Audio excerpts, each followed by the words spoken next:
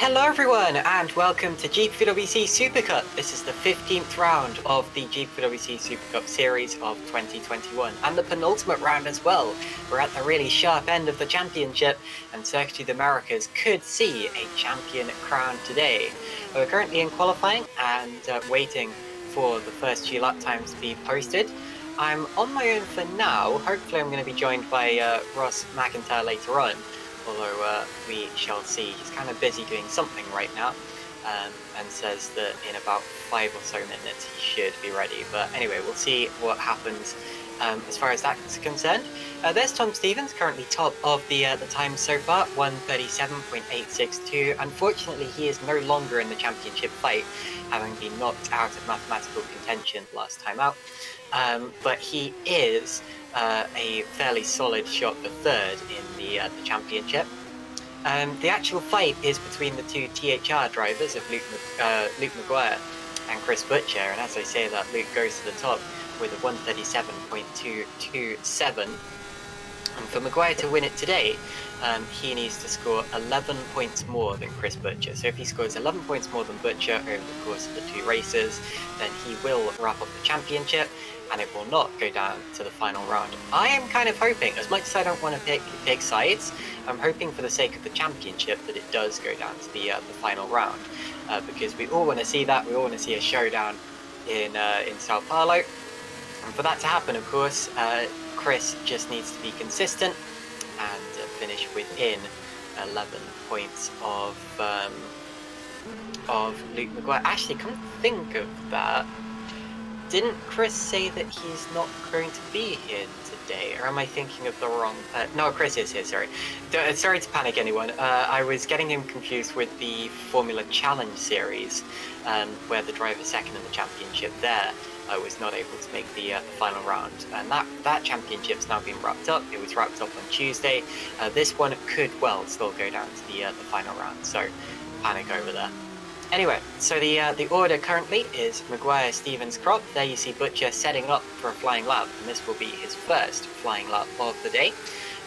So keep an eye on this one. This is going to be an important one. Of course, it may not be the be-all and end-all in terms of where he qualifies on the starting grid, but it's certainly good to get a banker lap in, and certainly good to put yourself where you can in the order now.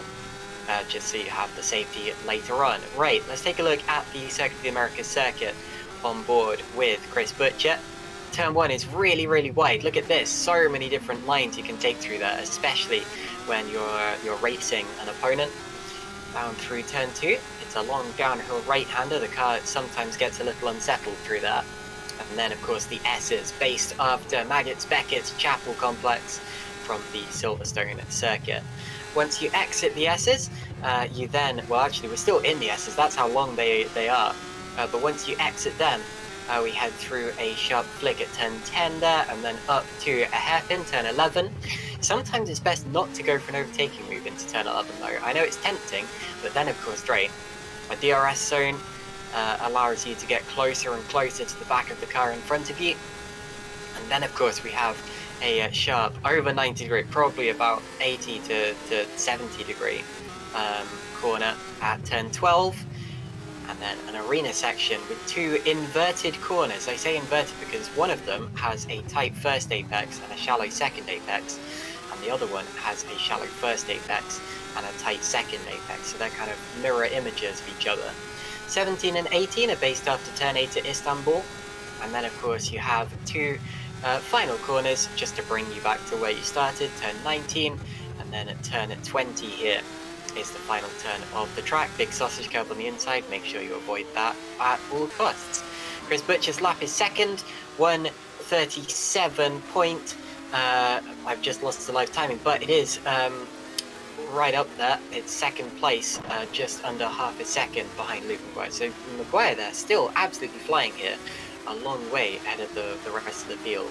Luca Grey is a name that I don't recognise, and that's because he actually hasn't taken he hasn't driven in any of the previous Supercup rounds. Hasn't done Formula Challenge either. Has he done Academy? No, he hasn't. So it appears that Luca Grey is brand new here.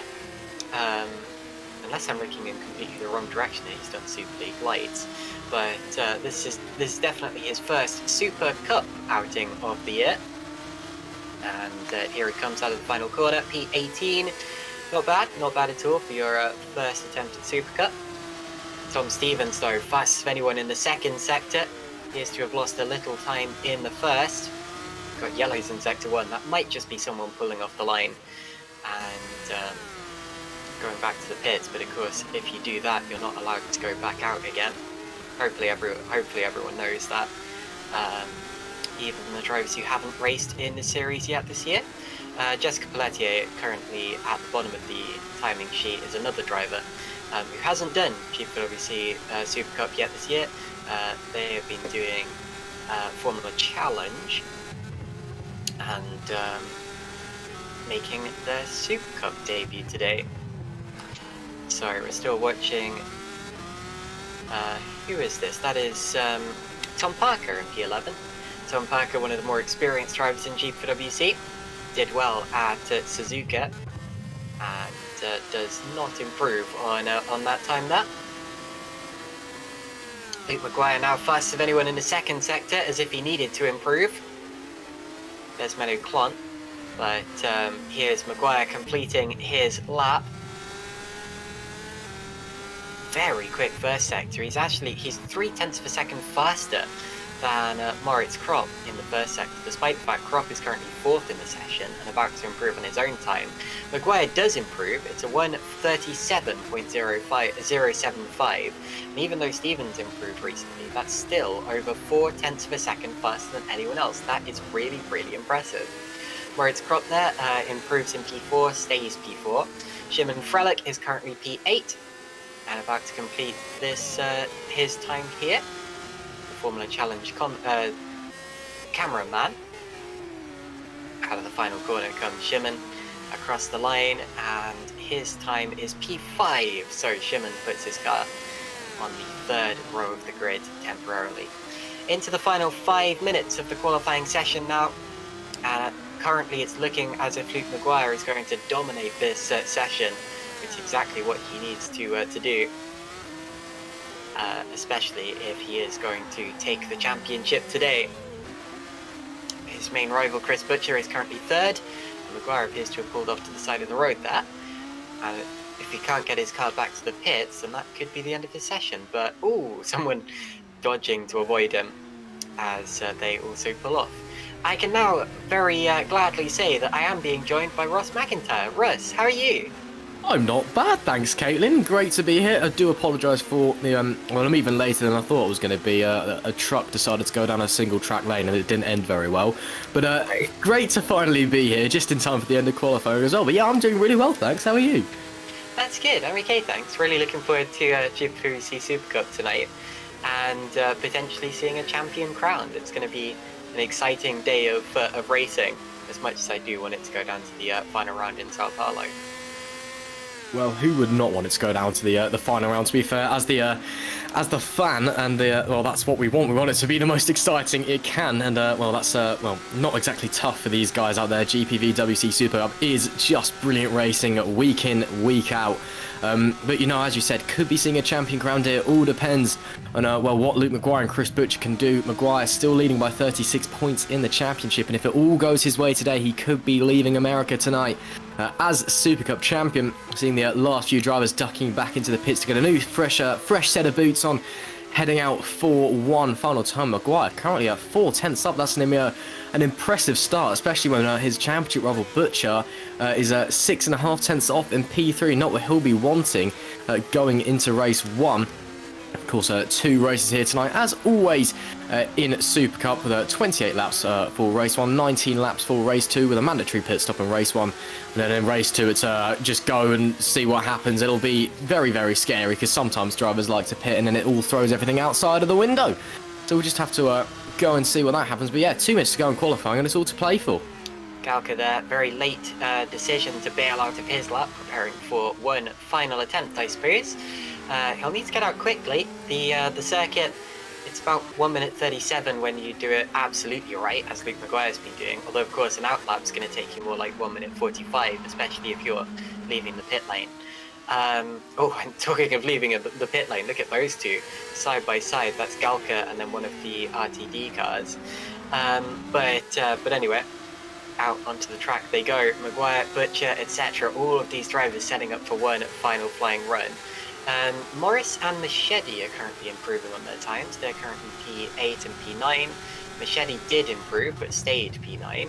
Isaac Morris is in the final sector now, as Tom Stevens sets up for his final flying lap attempt.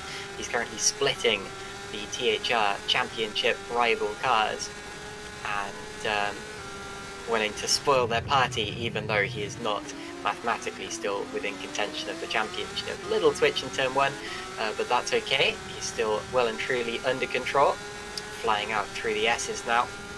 If he is to score 3rd place in the championship, he could actually wrap that up today as well. If he scores 5 more points than Damien Kardash, then he gets it. Yes, it would only be 5 more points that he needs because he has 1 more win than Kardash in this championship so far. But even so, he is very likely to wrap it up in Sao Paulo, even if he doesn't today. Tom Stevens has been in a bit of a class of his own this season, because with Maguire and Butcher being in a class of their own in the THR car, Stevens has been a very solid 3rd place pretty much the whole way through, getting a really nice slipstream from his teammate there. Good tactics from the HGP cars of Stevens and Morris, and that is going to help Stevens on his way. Let's see what his sector times are like.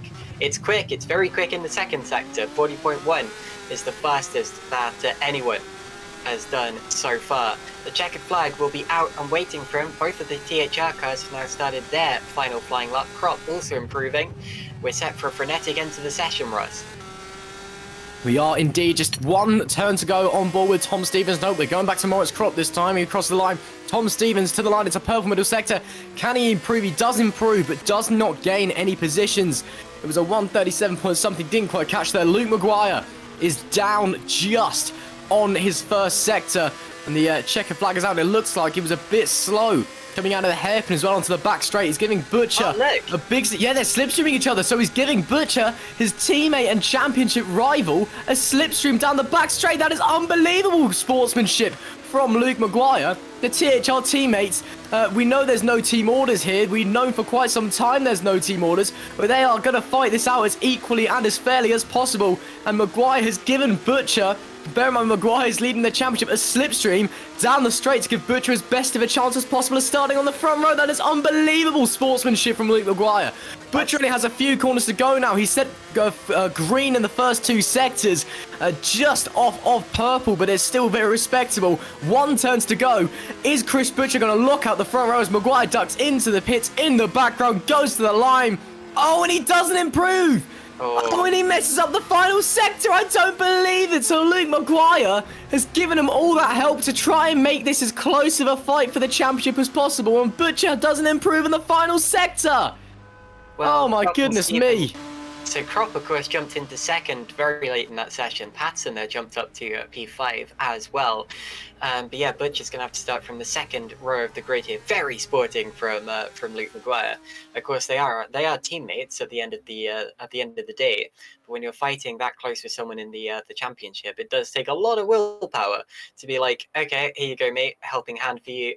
But anyway, that's just the kind of driver that Luke Maguire is. So it's Maguire on pole position here, starting his championship challenge as well as he possibly can. There are no penalties for today, which is always what we like to see. What you see is what you get. And that means that indeed the grid order will be Maguire, Crop, Stevens. I'll go through the rest when we see it on our screen. But of course, the 2nd place driver in the championship, Chris Butcher, will have to start 4th on the grid. It's not particularly low down, but considering he needs to score within 11 points of Luke Maguire today to keep the championship alive, that's not ideal. Right, here's the starting order. It's Luke Maguire, followed by Moritz Crop, Tom Stevens, Chris Butcher, Craig Patterson, Shimon Frelick, Isaac Morris, David Yunt, Reuven Machete, and Michal Galka, the top 10. And then we have Tom Parker, Alexander Ragosa, Massimiliano Riboli, Manu Clont, Gerrit de Vries, Remco de Joux, Carlos Fernandez, Chris Pina, Kasper Michalak, Klesius Miram. And then finally, we have 4 cars running out the grid: Philip Koenig, Luca Grey, Justin van der Smissen, and then Jessica Pelletier rounds out the grid. So that's the lot. Russ, what do you make of that session? Well, big shock there at the end for Butcher. You know, I was really expecting him with hoping he was going to be in the front row. So big shock there, and nice to see Luca Grey in here as well. I didn't realise he was competing tonight, and he lives a town over from me. I found out a few months back, which is pretty cool. So yeah, I've never actually met up with him in person. I have met up with some people in the sim racing in person, but yeah, he lives a town over, so at least there's that. But yeah, didn't realise he was here as we get underway in the warm up. But yeah, very surprising qualifying session there. Luke Maguire, that could be well, that could be one of the most decisive qualifying sessions of the year. Probably will be the most decisive qualifying session of the year if it all goes Luke Maguire's way in race 1. And, you know, Butcher, you know, that could be ruining the chance. Maguire, alternatively, if that had worked out and a Butcher had won both races tonight, he could be ruining that as being way too nice to his title rather than potentially handing the championship over. So, yeah, one of the most important qualifying sessions in the season. And went right down to the wire, and well, just Maguire, well, it was going to be one of the THR cars anyway, but Maguire was the one who made it work in the end, and he's looking like he's got the pace tonight, so we'll just have to wait and see what he can do. Of course, race 1, the grid order is determined by qualifying position, and then coming into race 2, the slightly shorter race, we do have a reverse grid. The number for the reverse grid, so the position that is put on pole position is drawn out of a hat. It's completely random, but a bit like British touring cars, if you will. So it's a completely random number from, I think it's like 5th to 15th. I'll need to double check on that. Pulled out of the hat. 5th to 10th, apologies. 6th to 10th, I think. 6th to 10th, there you are. It's even narrower than that, but it's one of those ones. And, well, it's typically like Simon Frelick's usually the one who ends up on pole. In his second race, he's I think it's the last 3 or 4 races he's just been on pole, just by sheer chance. So don't be surprised if he's up there tonight as well. And of course we've got the second race reverse grid. No mandatory pit stop in the second race, but given the nature of the Circuit of the Americas, it's very high downforce, lots of high-speed corners, lots of tyre scrubs, so you're going to burn through your tyres here. I wouldn't be surprised if we did see some stops in the second race. We've seen it been done before. Cast your mind back to Hockenheim. I believe it was Butcher, apologies, in race... no, it was Maguire, apologies, in race 2. He won race 1. Was going off of 8th or 7th, I think, for race 2, and pulled off a pit stop in race 2 and just allowed him to side his way through the field. It was an awesome performance. So, you know, and especially just given how long COTA is, you know, the nature of the track, do not be surprised if you do see some pit stops. So I am expecting rather a big shake-up of the strategy in race 2 regards anyway. Race 1, though, honestly, it's all about that THR duo, Luke Maguire and Chris Butcher. And I think really it's what can Butcher do going off 4th, and can they both stay out of the incidents that will inevitably happen, stay out of the wall, keep it on the between the white lines and on the tarmac. I have a couple of updates about that actually. So I said earlier that I thought Chris Butcher wasn't going to make this round because I got him confused with the Formula Challenge second place driver. I think also I was remembering something he's been saying at previous rounds of the series, where he said that he might not be able to, or probably won't be able to, make the final round of the championship. I've just been reminded of that by Josh Downard in the YouTube chat. If that is the case, that would be a massive shame, because that would mean that to have a chance of winning the championship, he would have to score 37 more points than Luke Maguire here today, and that is pretty much impossible, I'm afraid to say. Providing Luke Maguire doesn't have, you know, accidents in both races or something along those lines. Well, it's not until the checkered flag waves, Caitlin, to be fair. Anything could happen. Indeed. But anyway, let's just wait until Sao Paulo, I suppose. I'm going to treat today as if there's a chance it could keep the championship alive, because I've seen it in the past where a driver has said that they can't make a round and then they've got involved in a championship fight and it's, oh, suddenly I've found time. But anyway, it all depends on what Butcher is actually missing the last round for, and how important that thing is. But anyway, I don't know what it is, so I can't update you on that. Lee Davidson has let me know that Luca Grey has previously driven for Epic in BISC Enduro. That's interesting because, of course, Epic Racing Team is also a Super League team. So I suppose it's kind of like he's a junior driver out there, and if he does well in the next few races, there's always a chance that we could see him in Super League in the future. I also missed that comment when Lee initially posted, so he's also put, "Look at my previous comment, Caitlin." Sorry, Lee, I wasn't ignoring you. I just didn't see that comment in time. But thank you for the update on what Luca has been doing in the past. Anyway, we have just under 5 minutes to go in the warm-up session now. I do find it interesting what you were saying about the tyres, Ross, because you're absolutely right. This is a circuit that has a lot of tyre scrubbing, both on the right-hand tyres through some of the harsher corners in the S's, and the fact that this is an anti-clockwise circuit, and also on the left-hand tyres due to that triple apexed right-hander in turns 17 and 18. So yeah, I think there's definitely a chance that would be the case. In fact, more so than at the Hockenheim ring, because I never really thought of the Hockenheim ring as being particularly harsh on the tyres. And yet, as you saw, Luke Maguire was able to score a podium after making a pit stop in race 2 there. So yeah, you're right, that's got to be something to look out for. And in race 1 in particular, there's got to be some tyre saving going on. There's going to be a pit stop in race 1. We know that because that's the rules, but it's going to be a tough one to even pull off with one stop for us. Yeah, I could see a 2-stop being the best strategy here, to be brutally honest. I mean, I say that it probably won't be now because, you know, that's how my luck goes usually. But I could see it. Again, just to reiterate what you said and I said earlier, it's a very, very high deg track here. The Circuit of the Americas. Race 1 will be a deg race, I believe, which is a David Croft's new buzzword. I think I've heard deg race about 30 times during that Russian Grand Prix, so it's now stuck in my head. I do apologise. But it will be a deg race. It's all about who can get the tyres, who can sit on the tyres. You know, it's one thing just to get on the tyres and drive them, but it's another thing to save your tyres for the end of a stint. So who pushes when? You know, how do you maintain your tyres? Do you keep them to the end? But then if you keep them to the end, are you within pushing range? Do you have the ability to overtake the car in front? So it's all up in the air. I mean, we just got to wait and see. We are 2.5 minutes away from the end of the warm-up, and then it should be about 1.5 minutes, 2 minutes until the formation lap. But it's all going to be up in the air. But strategy is going to be key. Fuel saving as well, I think. It's a very, very long circuit here. Big, long back straight, lots of acceleration zones. So very harsh on fuel, very harsh on the tyres, harsh on the driver as well. It's a very technical circuit, so it's going to be tiring for these drivers. So it's all just what they can do, essentially. This is.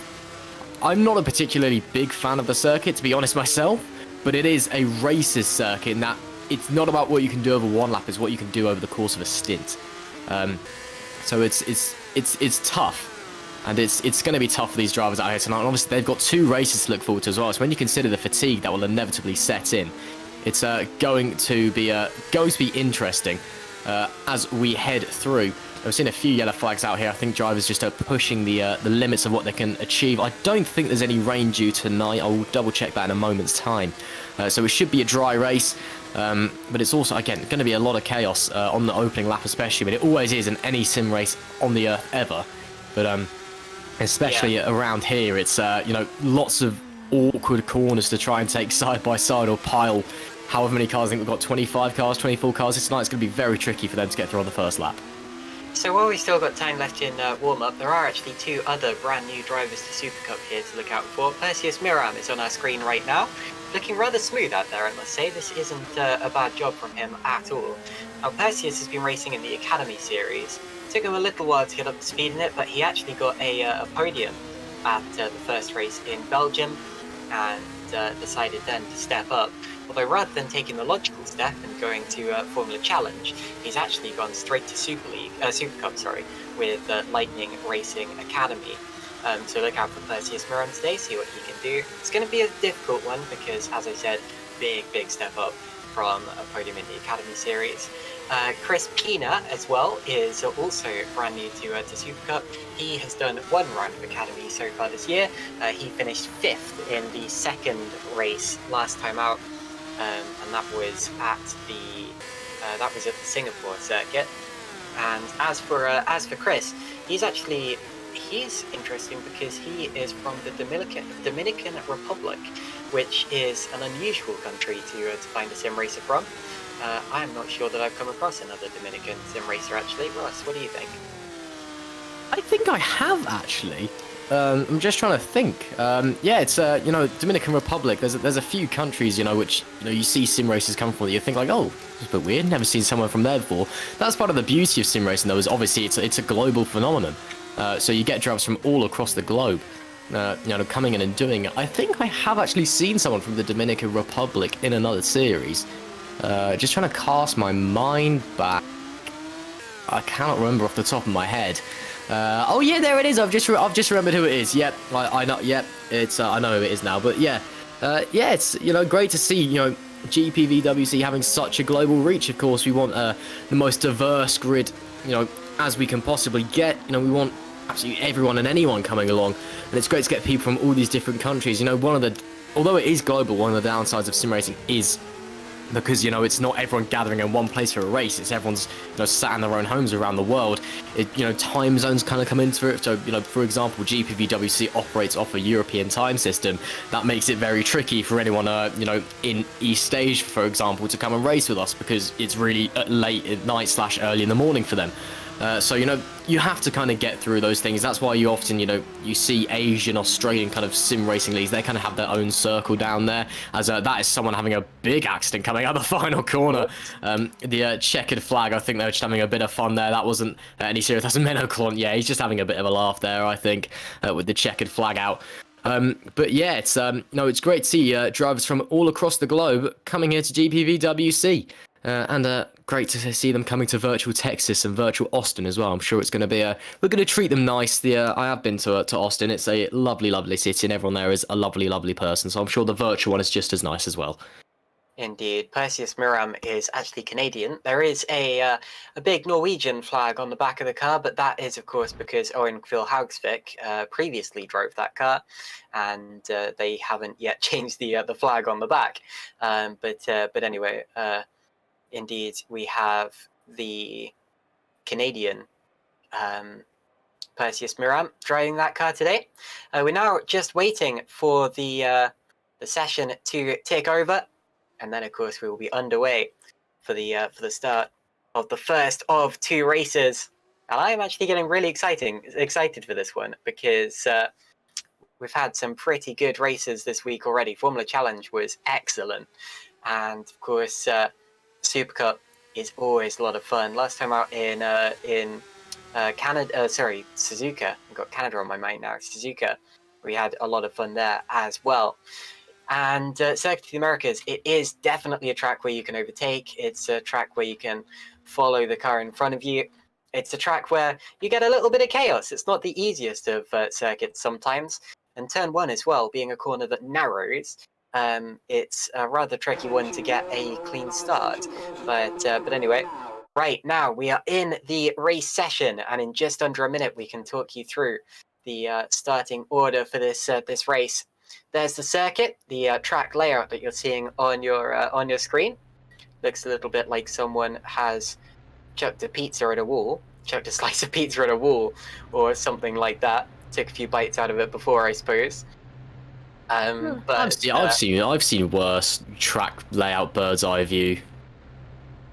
Yeah, not a great bird's eye view, but it's so much better to drive, wouldn't you say, Russ? Oh, definitely. I mean, you were saying that first turn.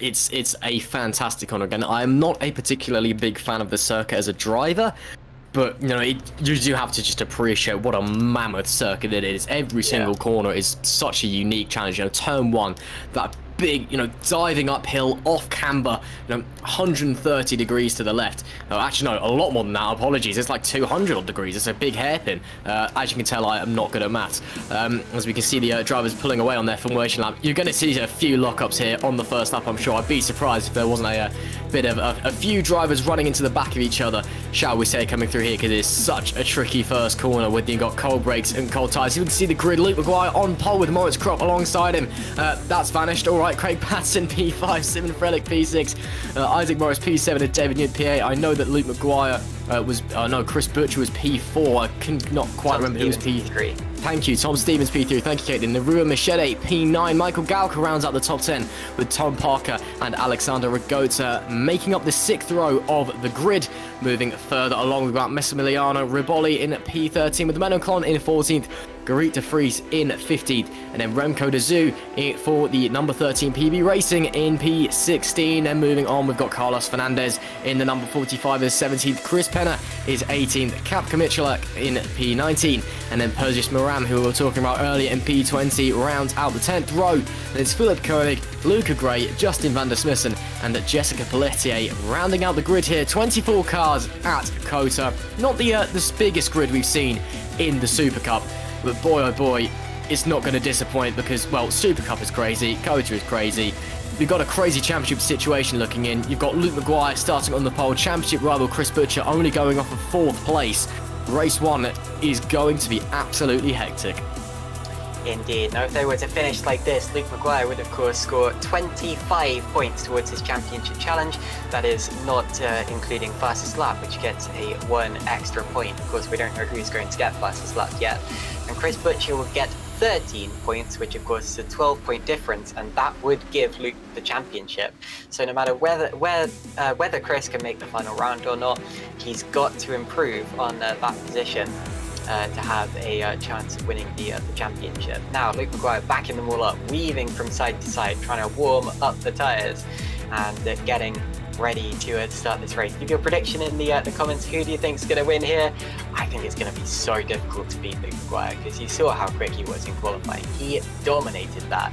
And yes, race pace is different from quali pace, especially in a relatively long race like this. It's going to be potentially about an hour to complete the 28 laps. But that still means, of course, that Luke has the opportunity, he has the ability to go that fast.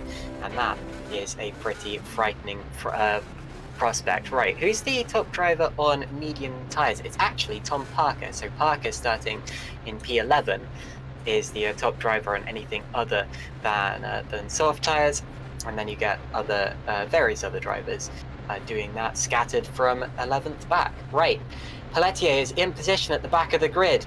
McGuire is in position at the front, and we await the lights for the start of the first of 2 races here today. 5 red lights.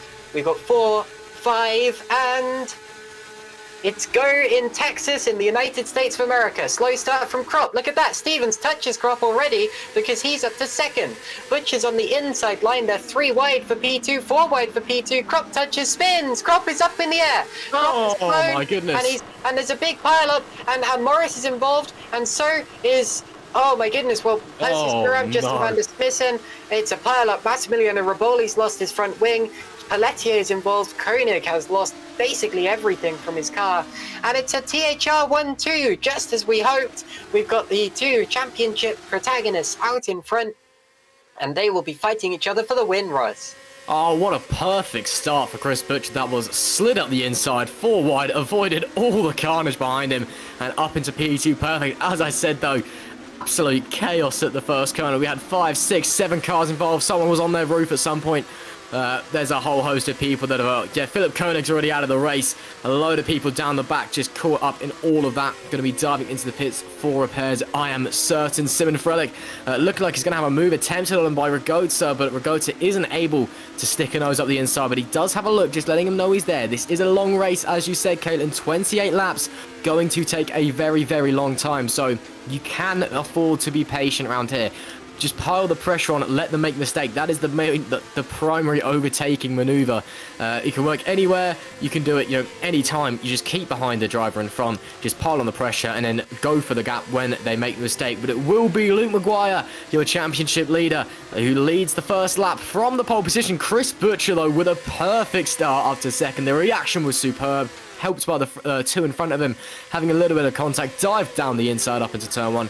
Beautiful stuff, but it is McGuire that currently leads the way by around about a second. David Yunt looking to the inside of Pina, and he's going down the inside of Pina. Oh, but the rear gets loose. Oh, and they actually smack together, and there's 3 wide there as well.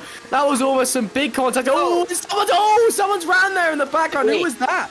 They had a Prix round.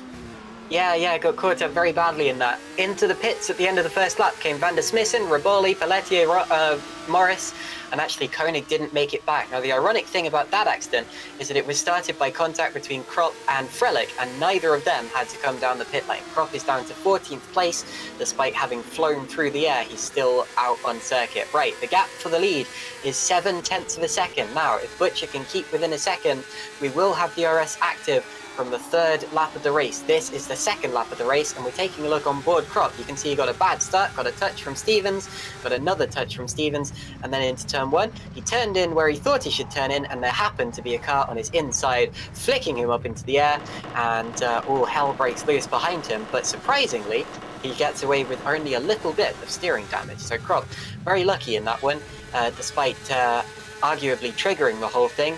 I personally think it was a racing incident because that kind of thing happens at the first corner of a race, and he didn't really see that Frelick was there and the track was tightening, and it all came to blows for us. Yeah, well, I think Kropp saw Butcher coming on the inside, and Frelick on the outside just didn't. Or Stevens, apologies, on the outside just didn't see him. So I think that was what happened. So Kropp didn't turn in, Stevens did, just unsighted to the 3rd car on the inside, and that was that. You can see at the back of the grid as well. Oh, 5 wide there for a moment. The Zoo was already banging wheels before he'd even reached the start finish. 4 wide. Here you can see the chaos unfolding. There were 5 wide heading into turn 1, Mike. So we've got, is it 2 separate? Oh yeah, so everyone just piled in with nowhere to go. Unfortunate situation. It is a tricky blind, coming over a crest corner. And when you're, 4 wide heading through, you just have nowhere you can go there. So big shame for a lot of the drivers involved, but, that is racing, unfortunately. Incidents do happen. Meanwhile, Chris Butcher still sticking to around about that 2nd mark on McGuire. Actually, he's pulled it down to 8/10 through the hairpin. I think McGuire just went in a bit too deep. Just pulled him in, and the DRS has now been enabled. So Chris Butcher will be gaining slightly down the straight. Not getting that much, so I presume he's running quite a high downforce setup potentially. Oh yeah, in the background. We've got Machete on Craig Patterson. This is for 4th place. He's around the outside, and the Silverstone winner of race 2 will be forced the long way round, the first of the 2 arena corners. And there's a yellow flag, but we'll get to that in a second. And now, of course, they swap sides, and it's going to be Patterson who just gets out ahead, slight touch, and they're lucky that's not real life, because I think I'd be worried about a puncture. But looks as if they've got away with it in the same order. As for the yellow flag, I don't know what caused it. Everyone appears to still have their wings, but we'll keep an eye out for any of those things. We do have a replay, actually, of something taking place. This is Chris Pina under pressure from the driver behind him, one of the Malta Force cars, who went to the inside line, and Pina spun. Well, that's what happened. It was a touch in the side pipe. Yeah, I guess you could say that move wasn't very crisp, unfortunately, but he'll manage to continue with that one anyway. Hopefully no damage done. It didn't look particularly big contact, just a slight glance, and around he went. Lap 4 of 28 here. That's 1/12 of the way through the race. See, my maths isn't that bad after all. And just following Butcher around once again. So he is now within 7/10 of McGuire. So McGuire hasn't quite recovered from that mistake 1 lap ago into the hairpin. We'll see if he does the same here again. Well, we can't quite see it, unfortunately. Just going in deep. No, Butcher just hitting his mark. So it's looks like McGuire just had one little off mistake. But, this is what we wanted to see. As you said, coming into this race, we want to see the 2 THR guys, the 2, championship leaders battling it out. We want to see them fighting this race. Ruben Machete this time has the inside line on Craig Patterson. They're the other way round from where they were before. and Machete is going to try to blend it out, and there he goes, he gets the line. So Machete is now fourth with Patterson, and then Galka following them through, but that's the order. Behind them as well, Klunt has just passed past Fernandez for P11. And now Ragosa and Frelick are side by side on the exit of the arena section, with Frelick fending off Ragosa there into the triple apex right-hander. Yeah, all kicking off, and of course that's helped by the fact that we now have DRS activated. So if you get onto either the pit straight or the long back straight within a second of the car in front of you, you have a chance of getting past them using the rear wing flap that opens on the tail of your car. Up the inside goes Frelick, and he's gonna, well, Galka gives him space, and that's gonna force him off the line on the outside. Ragosa takes a look, we're on board with Ragosa now. Behind them, Fernandez has repassed Klunt for P11, yeah, we're getting rather close through there. And Galka was lucky the next corner was a right-hander, because he got rather wide, got slightly out of shape, as he did on the exit of the arena section. And every time he's just about managed to get away with it in 6th position, Russ. Yeah, indeed. As we can see, apparently it's a battle for 4th, but I call it a battle for 6th. It's just that the game doesn't quite like how close everyone is together at this moment. Not quite a DRS train, because we are seeing people actually make moves, but it's very much a sit in the slipstream Formula Ford style race at the moment. And you can see there's going to be a move of some sort here, isn't it? Is it going to be a Frelick on Galka perhaps? No, decides not to go for it. I'm surprised by that. I thought he would be close enough, but decided against it in the end. As they're heading into that this awkward right-left hairpinny section, the inverted section, I think you called it earlier. That's probably the official name. Oh, that's a big dive from Ragosa down the inside. Bit of wheel banging. Does he make it stick? Can he hold it round the outside of Frelick? No, he cannot, unfortunately. Oh, and a big wobble as well for just to top it all off. That was a huge dive, though. If he managed to pull that off, that would have been mightily impressive. But he's definitely showing Frelick that he is there. He has got some pace on that wagon as they round the final corner. That was an absolutely monumental lunge up the inside. Will he have another look down the inside into turn 1? Let's find out. Does Frelick go defensive? No, he doesn't. Ragosa doesn't make the move either. So he's decided just to back off for the time being. Here we are on board with Alexander in the number 55 Gallery 82 car. So just looking, sitting in that dirty air, in that slipstream, trying to find a way past through the S's. 2/10 is the gap. Oh, very wide from Frelick in front, you can see. But then Ragosa just suffering with that front wash, that understeer, because he's stuck in the dirty air of the car behind, trying to get the car pinned into the corner. And he's actually doing pretty well, to be fair to him, but it's just, you know, everything he can do. And then just a lot of grip taken away from the understeer. Now, here we are once again onto the back straight. This will be a prime opportunity if he gets a good exit. Not the best exit in the world. He will have DRS though, so he will be gaining. You'll see there the kilometers an hour, 2 kilometers, 3 kilometers, 5 kilometers an hour faster. Closing. Does he go for the look? Does he go for the gap? You can see Frelick pulling to the inside. Ragosa pulls to the inside even further. On the brakes, on the marbles. Does he get the move done? Pulls to the inside. Frelick still on the outside into the inverted section. This is a fantastic battle that we're witnessing at the moment. Tries, holds it to the inside into the right-hander. Ragosa, does he get it done? I think he finally does. Yes, he does. And finally, after a lap-long battle, Alexander Ragosa gets the move done where he should have had it done a lap earlier. Phenomenal stuff there. And Frelick now needs to recover, regroup, and fight back if he wants to stay in that battle for the top 8. But what a move, and well, what a drive we're seeing so far from the man in P7 now, Alexander Ragosa.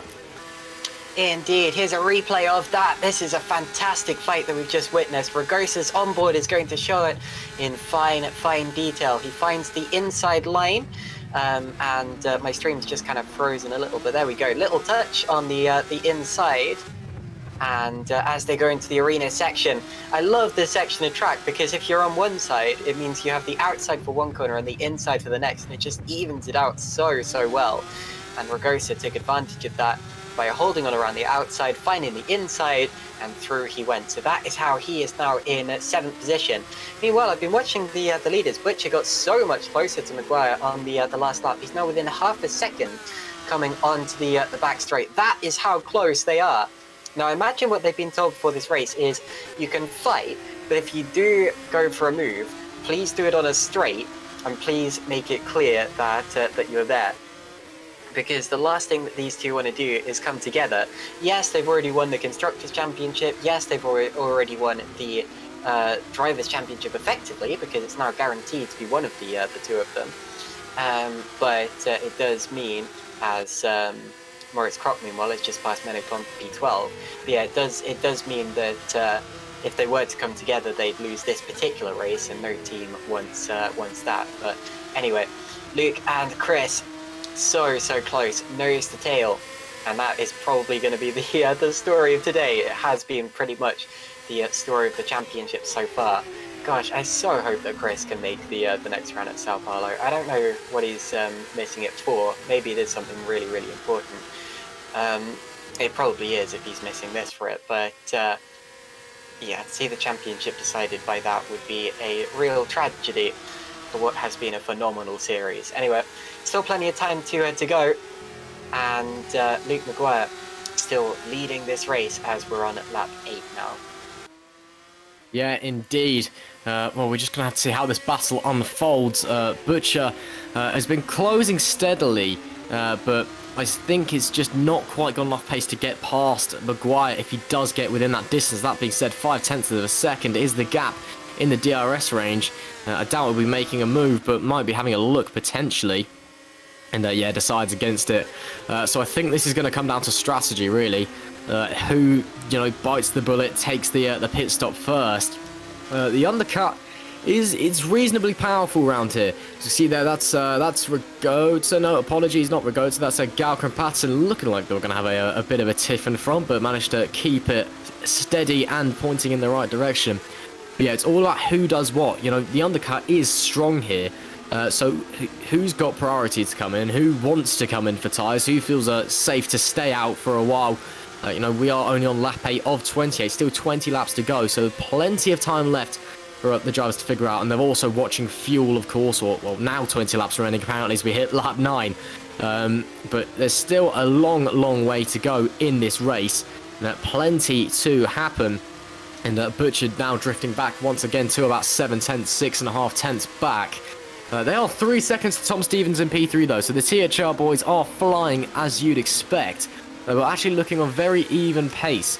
No one appears to quite have the upper hand at the moment. If it had to be anyone, it would be Butcher, but he just hasn't quite got the pace to catch and pass Maguire. So it's all, doesn't anyone make a mistake? Who does what on strategy? There's so many factors to consider here at the circuit of the Americas. Rigotta now all over the back of Galka, as you can see on your screen, as we are cut back to the present. And looking very pacey now is Rigotta. Now looking like he's really trying to sort his stuff out, having a look into the hairpin. That'd be keen. Just stay behind you. We've got DRS, mate. Calm it down. He's within 3 tenths. Bit of wheel spin on the exit, but that won't matter because look how close he is. This is going to be the easiest overtake in the history of sim racing. Watch this. DRS wide open. Will pull to the inside, slam on the anchors, and that will be that. Pulls to the inside, slams on the anchors, and that should be that, theoretically. No, actually, I lied. Galka trying to hold it around the outside, but I'm going to presume that Rigotta's going to do exactly the same thing that he did last time. Hold it around the outside here, stick it on the inside, into the next round. No! Alex, you had one job of making me look good, and you didn't. Oh, that's just karma for me, I suppose. Great defending from Galka there. I thought that move was given. Oh, Kropp's around. Yeah, Kropp from 14th there's had a little loop, and it's not been the greatest of races for him so far. He, of course, was one of the drivers who pitted with a lot of damage on the... No, sorry, I'm getting confused between him and another driver. Kropp, of course, stayed out, but he was up in the air at turn 1. And there's a replay. Oh, and that was contact with one of the Rowan cars. That would have been Carlos Fernandez. Fernandez appears to have got away with it because he's not having to pit this lap, and his steering appears to be relatively straight. But that was a bit of a hit there. Now we've got a replay of, well, this is an outside replay of that exact move that we've just seen. Kropp getting over the, AstroTurf, and that's very slippery out there. Great avoidance from Menno Klont, the multiforce car, who came through after that. And Moritz Kropp has now been into the pits, so Kropp finally does make a stop. Possibly some damage repairs going on. Further up, Chris Butcher now has the fastest lap as well, and of course that's an extra point his way if he can hold that. which of course could be absolutely crucial. He's showing himself to the mirrors of Luke Maguire's car. Now, once again, we have this battle between Galka and Ragosa that you were so sure was going to go the way of Ragosa a lap ago. Now it will do. You see, the difference is that this time Galka doesn't have DRS, and a lap ago he did. And that's why Ragosa has now been able to sweep straight past Galka, and Shimon Frelich is close behind them as well. But yeah, that's why they've now swapped. Ragosa P6, Galka P7, Frelich P8. Chris Pina also into the pits on the last lap. We've lost Jessica Pelletier. Now they picked up quite a bit of damage at the first corner, and we're running last. I'm not really surprised to see Jessica out of the race this early on. But anyway, 22 cars now remaining, Ross. Yeah, indeed. Shame to see Jessica go, but you know, again, that's racing. You're going to get retirements. Hopefully, they'll be back for race 2. We just have to wait and see. And again, there's still a long time there, so you know, they might just be taking the opportunity to go to the toilet, go get a drink, go get some food, just relax, recuperate, and then get back out there. And yeah, as you say that, Ragosa squeezes through. Yeah, Ragosa's through past Patterson, so that's P5 now for Alexander Ragosa in the Gallery 82. He was freed from Galka and immediately set about going for 5th. Patterson's now getting all sorts of wash through the S's, lost a lot of time through that. Then again, Galka's going to be losing a lot of time to him. That's the thing I find interesting about, as we get another yellow flag, and I'll check that out quickly. We've lost Luca Grey, so Grey, your next door neighbour pretty much, I'm afraid, is out from in and amongst the lower points positions. He's running about 11th or 12th, and now won't be finishing because of what appears to have been a disconnection. The telltale sign of that is that the car wasn't showing up in the pits. Here's a replay. This is Grey into turn 1, and what you're going to see is the car just glitch and flutter, and it'll disappear on the exit. No, it's going to spin. Okay, so obviously there was more to that story. Meanwhile, Shimon Frelich's just going past Michal Galka, and Galka fends him off, but they were very, very close there. And Galka, I think, just positioned his car correct. Oh, and a big spin! Oh. Frelich's lost it and gone straight into Michal Galka. Galka spins, comes off worse. Now Frelich's going to wait for him. Look, so Frelich's being sporting here. Doing... Or is he? Maybe he's just... No, I think he was just trying to recover, trying to get his head back in the game. Chris Butcher's now in the pits. So, Chris, this is his time. He's got to push. He's got to fly on those medium tyres. Catch up to Luke Maguire. Not get all of the... not get held up in traffic. Maguire is probably going to respond basically as soon as he can, probably this next lap, unless he feels that his soft tyres are still good enough to push on. The Frelich incident was interesting because initially I thought he was going for a move. It looked as if he was just going for a really late dive, like the one we saw. I think Ragosa pulled that on him earlier on, or it may have been the other way around. But whatever the case, I thought it was going to be that, but the other way around. And then he just looped it around and slammed it into the rear end of Galka's car. Galka's been into the pits on that last lap as well for new tyres, and that's not surprising because it was about the right point in the race for it. And here you're going to see a replay on board. Ross, talk us through this. Yeah, see, so loses the wrist slightly on the entry, then just turns, and I think it just snags the brakes while he's turning. And well, once you're facing sideways in a braking zone, you're a passenger, just taps just a tap there, sending the other car around. And there is Galka. Looks like no damage, which is all good. But yeah, just a big... Actually, no, this is before the incident. Apologies. So we'll see Galka's perspective now. And then just a dink here, and round he goes. And that is that. And you really can't do anything there either as the one causing or the one being caught up in the incident. It's just one of those scenarios, unfortunately. Very easy to have. And Maguire's in. So Maguire in from the lead. This is crucial. Where does he come out in comparison to Butcher? So let's see what tires he goes on to. How quick is the stop? So it's a 4 second 5. No, he's now going. So the timer's not working on the pit lane apparently. Oh no, it is now apparently 7-8 seconds. I'm not sure. It's broken. Ignore it. Where does he come out though? Where is Butcher? I can't see Butcher coming. Is that Butcher there? Oh. Butcher's right there. Butcher's right there. This is going to be crucially close. I think Maguire is going to just hold on. Can Butcher on warm tyres try and get round? They're so close, nose to tail on the exit of the pit lane. I think due to the nature of the few corners coming up, that it will just be Luke Maguire holding on to that position. My goodness me. Wow, wow, wow. And the timing board is not enjoying life at the moment. But wow, that was awesomely close there between those two. So it's McGuire from Butcher. Apparently Rigota's is in between them, so just ignore that for the time being. We're on board with Butcher now. And McGuire just ahead. Let's stick on board with him anyway. He might be able to have a look down. Oh, no. And that was McGuire getting held up on the exit. Oh, no. And then it's a slide from Butcher.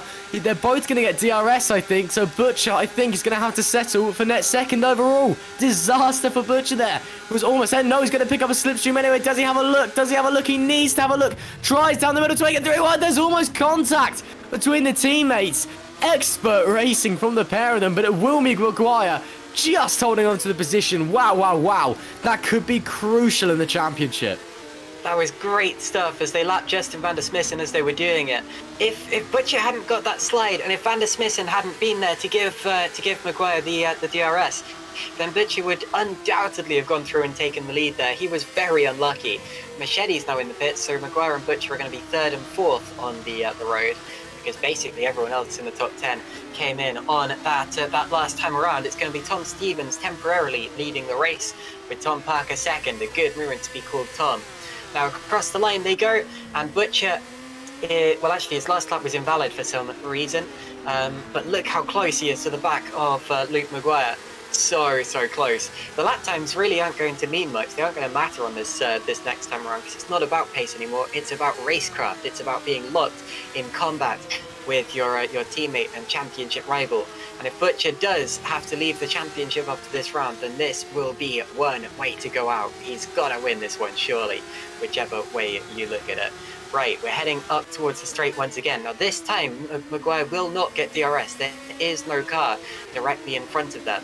And this is Butcher's best opportunity of the race so far. He gets a much better exit than he did a lap ago. McGuire, you can see by the body language of his car that he sees that Butcher is coming, pulls across to the left. Butcher's gaining, but I don't think he's gaining by enough, unless he's going to go for a dive. That would be risky. He does! He takes a look, and I think he was just trying to unsettle Luke there, trying to give him room, and McGuire fends him off. Butcher there, rather than just doing the little flick to the left, he fully committed to it, but it didn't commit to it on the brakes.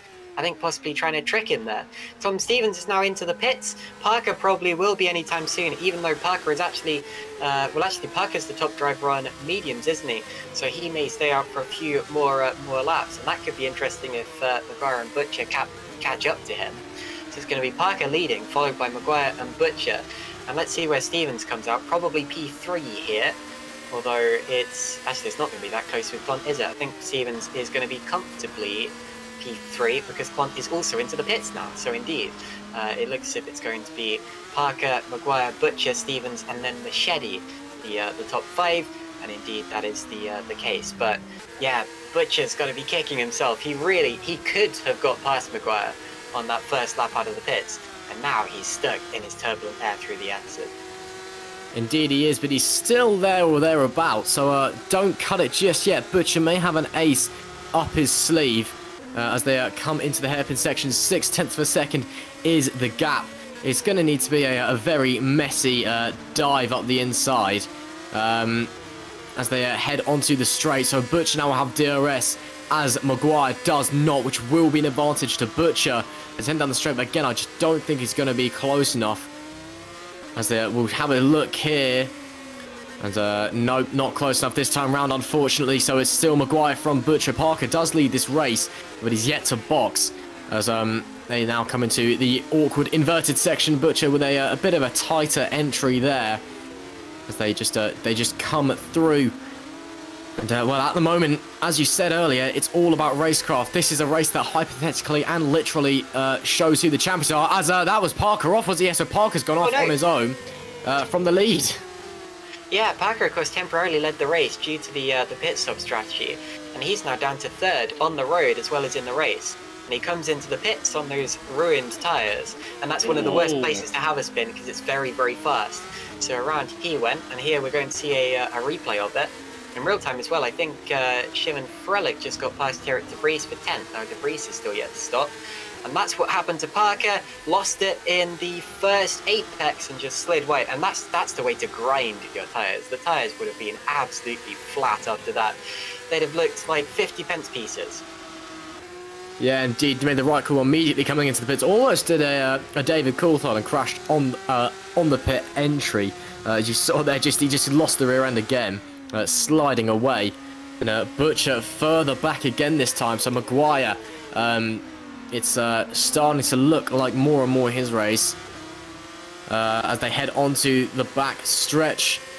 And as I was saying, though, it is definitely a race of race cars. This is a race that will hypothetically and literally make a champion. Who's the best racer out there? Who can take the tyres the longest? Who can take the fuel the longest? And, well, as we're at the moment, it's looking like it's going to be Luke McGuire, and it's crucial that Chris Butcher performs well here as well, because as you said, he's not making the final round. So, crazy stuff here.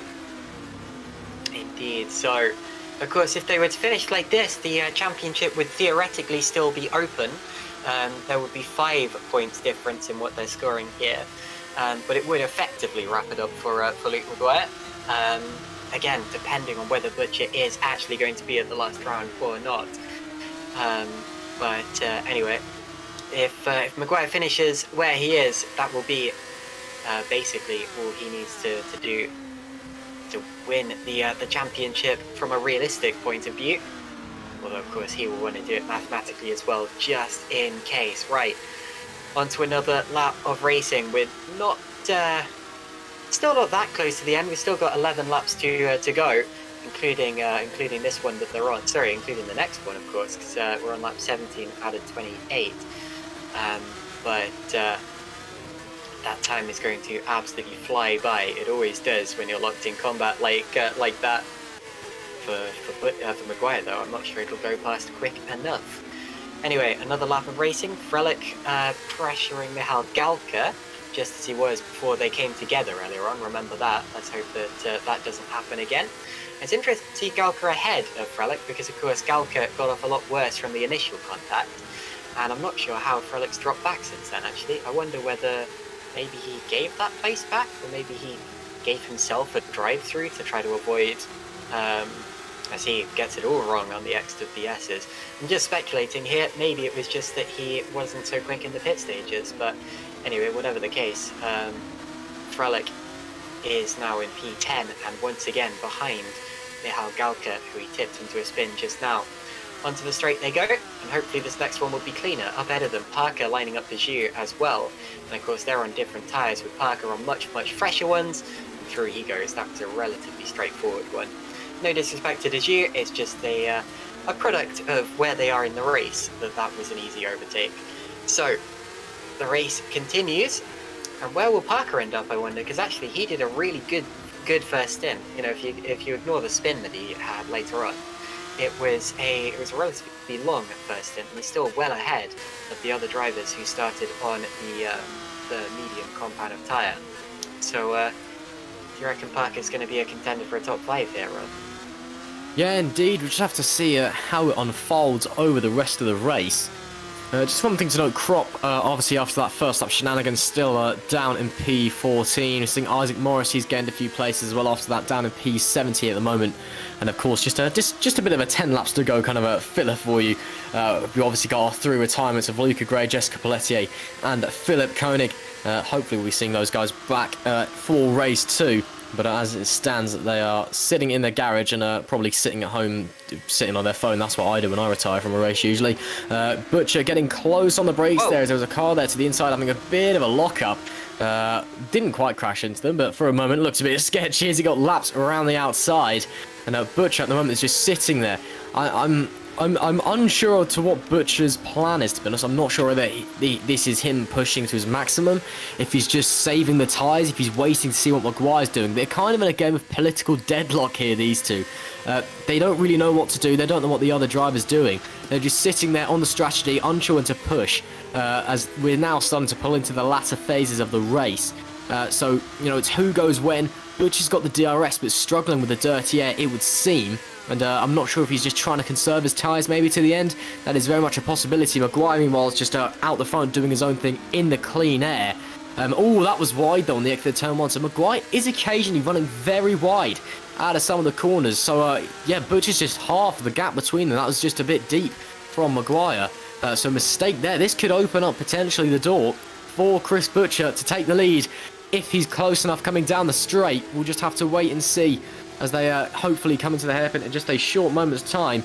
Oh no, I think Butcher's made a mistake there actually, because the gap has now once again increased to just under a second, so he's gone wide somewhere, unfortunately. So I was getting all excited, and then I've had my hopes and dreams crushed. But there's still 10 laps to do it on, so don't worry, Chris. You've got plenty of time. Just keep conserving your tyres and push when you're ready. It was a bit worrying as they lapped Chris Pina there, wasn't it? I got flashbacks to Magny-Cours when Maguire was taken out by a backmarker then. Luckily, of course, although he did have a lockup, he did it far enough from the apex of the corner that it didn't end in tears, but that could have been a really, really bad one. Anyway, another lap of racing. Well, we're watching Frelick and Galka right now. These two still going at it, as they have been for a while. Galka racing for P at ZZW, and Frelick racing for Lightning Racing Academy. And as they go down the straight, he's gaining, goes to the inside, backs out of it. There wasn't enough room before the apex to make that one stick. Did have a bit of an overlap though. It was a close one. As further back, Carlos Fernandez just passed Mene Plante for P11. Plante actually, I was watching him on the previous lap run wide at turn 19, and that's why Fernandez was able to get so close to his tail end and ultimately get through on that straight there. Those two have swapped places about 3 or 4 times this race as well, haven't they? David Yunt is now into the top 10 because a couple of laps ago, Remco de Joux came into the pits. Possibly left out a little too late on his medium tyres, although he is still in the points, so I suppose it's difficult for me to judge.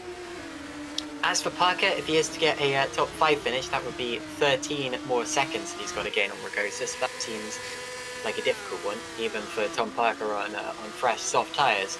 But a 6th place finish is definitely more realistic, since Craig Patterson is only 7 seconds off the road right now. So I think that's probably what his aim is right now. Butcher there, once again, getting close to Maguire in the braking zone, but not close enough for a manoeuvre. They're now catching another backmarker there. That is Massimiliano Riboli, currently running in P19 in the race. Hopefully, we have a much cleaner lappery of the backmarkers than we had with Chris Pina recently. But anyway, towards the end of another lap, keep your eye on the gap, keep your eye on the road ahead of them, and keep your eye on the championship standings, Russ. Yeah, indeed. I've just had a thought, how cruel would it be if we had this race decided by a backmarker? That would be quite unfortunate, I think, but, that's part of racing once again. I know I've said that about 20 times tonight, but, it's just one of those things, and it would definitely shake things up, and I think you'd have one very upset Luca Grey if he got held up by a backmarker and allowed Butcher to get through. Meanwhile, Butcher, keeping his championship hopes alive to the death, would be more than happy, I am certain.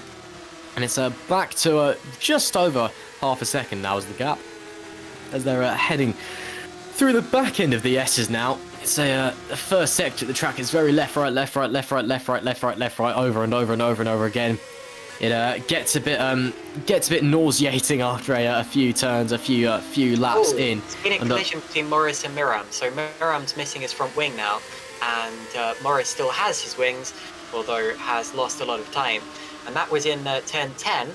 And I tell you what, it was actually triggered because they were fighting, is that Gerrit de Vries? Yes, they were.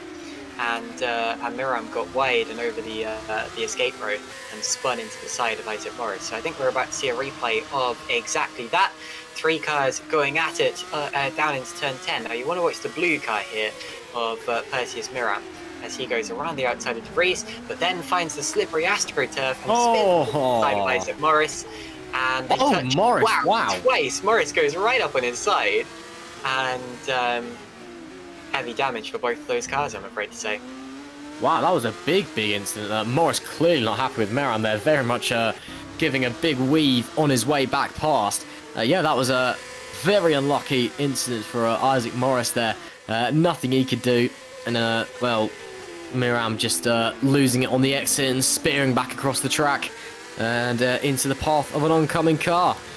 Big shame there. Lap 22 of 28 in the closing stages of this opening race here at the Circuit of Americas for round 15 of the GPVWC Super Cup. Of course, if you are watching along, do not forget to hit like and subscribe. It really does help everyone out here at GPVWC. A lot of effort goes into coordinating these championships and the broadcasting of them and the like. So a big thank you for that.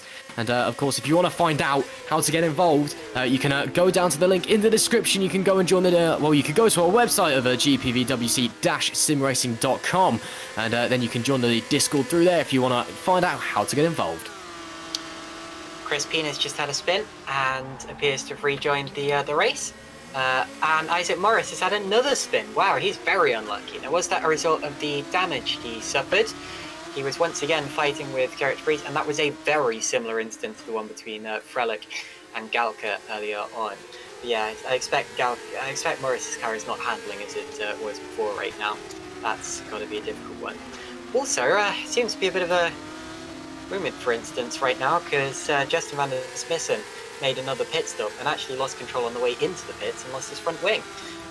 So a lot of drivers just stepping slightly out of line right now.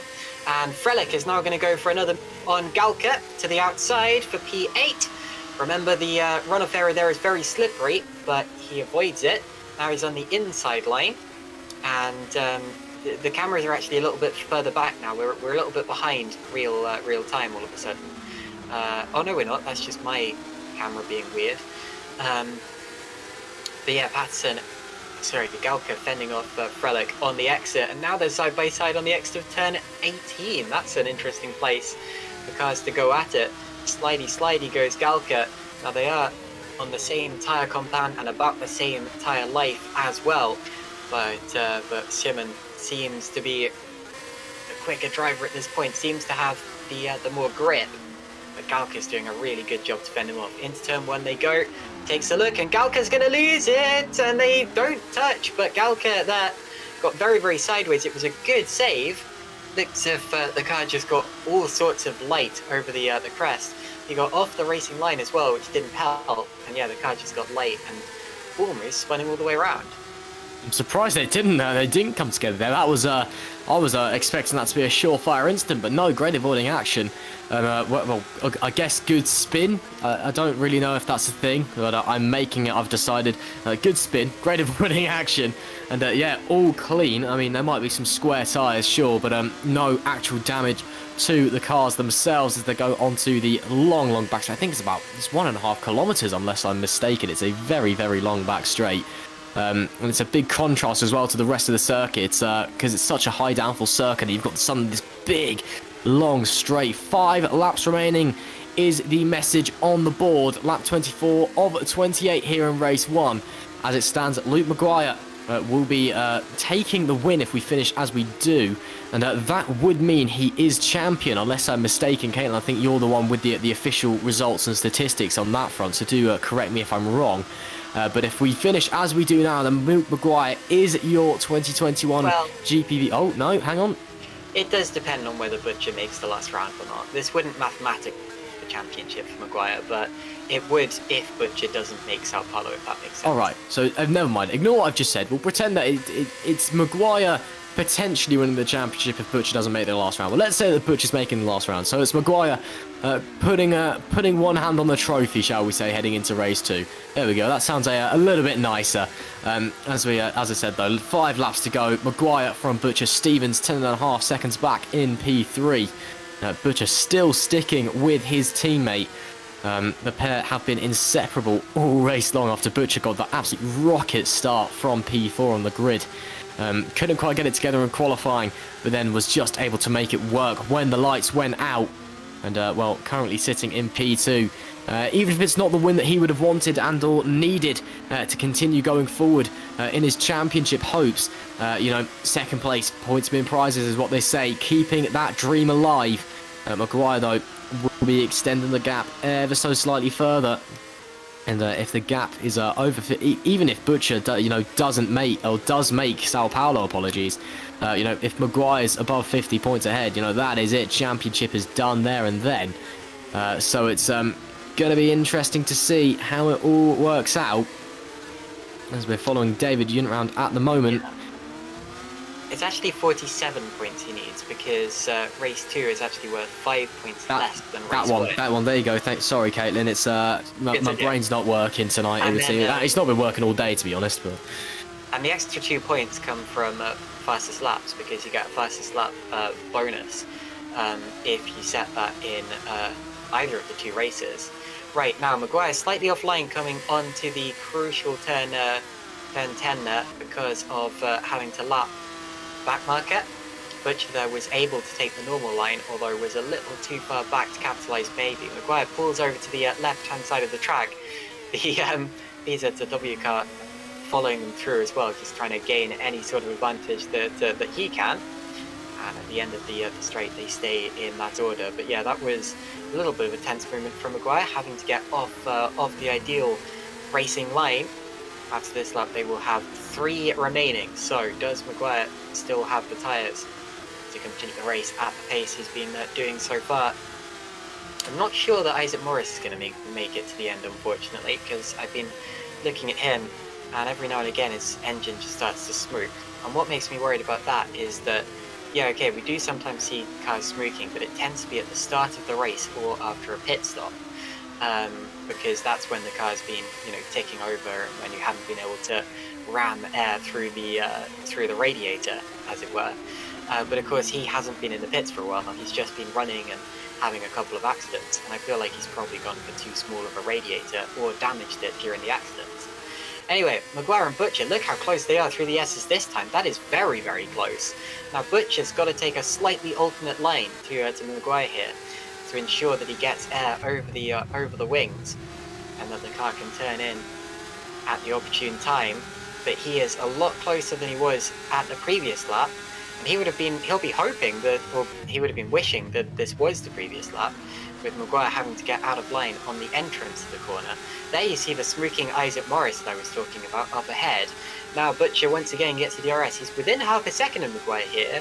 This may actually be a chance. He's got to go for something a little, well, look at this. So Maguire goes very defensive now. Butcher to the outside. Switchback potentially. He'll find the outside line again if he does. Takes a look. He's going to go for another switchback here. But once again, Maguire holding his line. Now, how's their visibility going to be as they approach Isaac Morris? Because you see the smoke coming out the back of that HGP Motorsport car. And it's not too bad as Butcher gets a little bit of a twitch on through turns 17 and 18. It's not too bad. Whoa! And a big slide! And he's very wide, and that could be all of the advantage that he's gained. Lost again. He's still, but he didn't actually get DRS coming onto the back straight there. Now he gets past Morris. They both do. And if this was real life, I'd be saying maybe Morris was dropping oil. Although of course on FX2 you can't drop oil. It's just not something that's been programmed. But yeah, that may well end up sealing the race in Maguire's direction. There's now 2 laps remaining, and Butcher, to be honest, is just lucky to still be pointing the right direction right now. Oh, 100%. I mean, I was Had another big slide. Sorry, carry on. Sorry, I was kind of reacting to that in real time as well. I was getting flashbacks to Rosberg and Hamilton in 2015 at the end of the back straight. Oh, and Morris has expired. I knew it would happen. He's out. Oh well, there you go. It's all kicking off in the last few laps, and then just Butcher with a big old slide coming through the penultimate corner there. As you said, very, very lucky to keep it pointing in the right direction and let him keep it out of the wall. And he's now 2 seconds back. So unless Maguire makes a mistake, I think that will be the race. Here we can see a replay of Isaac Morris just pulling off to the side of the road and parking it there. And well, that'll be it for him, unfortunately. Well, that's a depressing replay, isn't it? But that's what happens sometimes. Technical issues for him, clearly, as the engine smokes away and it almost self-implodes in itself. Yeah, you can just see here it just gives up on the way into the corner, doesn't it? Engine no comprende. Well, that is that for Mr. Morris at the wheel of the number 42. But well, coming now onto the final lap, and he's got 3.5 seconds. Butcher's dropped away even further. And it's your championship leader, Luke Maguire. One lap to go here in race 1 of the GPVWC Supercup round 15 at the Circuit of the Americas, just outside of Austin in virtual Texas. And well, McGuire has been absolutely phenomenal today. He's withstood all that pressure from Butcher, his teammate, who was looking so pacey early on with a beautiful start. And he's currently sitting in a very comfortable P1 now as Butcher drops even further away. I think Butcher might actually be having some problems late on. Yeah, well, he tried, but potentially tried a bit too hard. Whatever the case, this is going to be a deserved win for Luke McGuire. Moritz Kropp just past Menno Klont, so that's for P12. Further back, Kropp, of course, recovering from that first lap incident. It's another yellow flag for some reason, but anyway, it appears that everyone up front is still okay. 19 cars remaining. Looks as if we lost Chris Pina on that last lap, I'm afraid to say, so that may have been what that yellow flag was for. Right, Luke McGuire, only a few corners to go. Now, realistically, this will wrap up the championship, although sadly we can't call him the champion yet. He'll be the champion-elect. Of course, it all depends on the, well, first of all, whether Chris Butcher can make the final round of the championship, and secondly, of course, whether McGuire can mathematically wrap it up in the second race today, because that's still possible. But anyway, Luke McGuire out of the final corner to become champion-elect here at GPVWC, potentially. Whatever the case, wins a race and does it in fine style. So much pressure all the way through, and the THR guys were clearly the fastest car out there. Similar, well, identical machinery theoretically to everyone else they were racing against, but their setup and their drivers were just top notch. Great stuff. 1-2 for THR. There's Ruben Machete. So Tom Stevens was third. Machete will be fourth. Ragosa is fifth. And then it's going to be Craig Patterson, Tom Parker, Shimon Frelick, Al Galka, and David Yunt. Also interesting, Klont versus Kropp, because Klont just got back past Kropp for P12, and that one looks like it might go to the line. Frelick there versus Galka is going to go to the line as well. Look at that, Frelick just about beating Galka to it. So Frelick 8th, Galka 9th, Yunt 10th. Galka could, of course, still protest the accident that happened earlier on between him and Frelick. So these are, of course, unofficial results. But whatever the case, there's Klont, who does beat Kropp in the end, so managed to get it back on the last lap of the race. And the final 2 points finishers are Remco de Jeu and Gerard de Vries for us. Yeah, indeed. Great win there for McGuire, of course. As we see Remo de Jeu crossing the line. And there is Gerard de Vries crossing the line as well. And there is your final finishing positions. Luke McGuire taking the win, of course, becoming champion-elect in the process. Chris Butcher will finish at P2, then Stevens P3, Machete P4, Ragosa P5, Patterson 6th, Parker 7th, Frelick 8th, Galka 9th, and David Yunt in 10th, rounding out the top 10 positions of race 1. You'll be seeing one of those guys from 6th to P10. Starting on the pole for race 2, of course, there is Luke McGuire doing some donuts. Then further down, it's Fernandez, Klont, Kropp, de Jeu, de Vries, Ruboli, Matchlack, Miram, Van der Smissen was our last runner. Then we had Morris was rounding out the top 20, but he was the first of our retirements. And then we also lost Chris Pina, Luca Grey, Jessica Plete, and Philip Koenig on the first lap as well, which is a big shame, but you know, that's how it works out sometimes. Hopefully they'll be back for race 2, and well, a tense race to be sure, and well, it's now all to play for in race 2, Caitlin. That was actually quite an exciting race. I enjoyed that one. The dynamic between McGuire and Butcher, and then the fights further back. We're going to go for a brief break, but yeah, don't go anywhere, because of course we do have the second race coming up. It's going to be a partially reversed grid. We don't know exactly how reversed it's going to be just yet. We have to find out after the random number draw. And McGuire going into the final round just needs 7 points more than Butcher in order to wrap up the championship. Right, don't go anywhere. We will be back.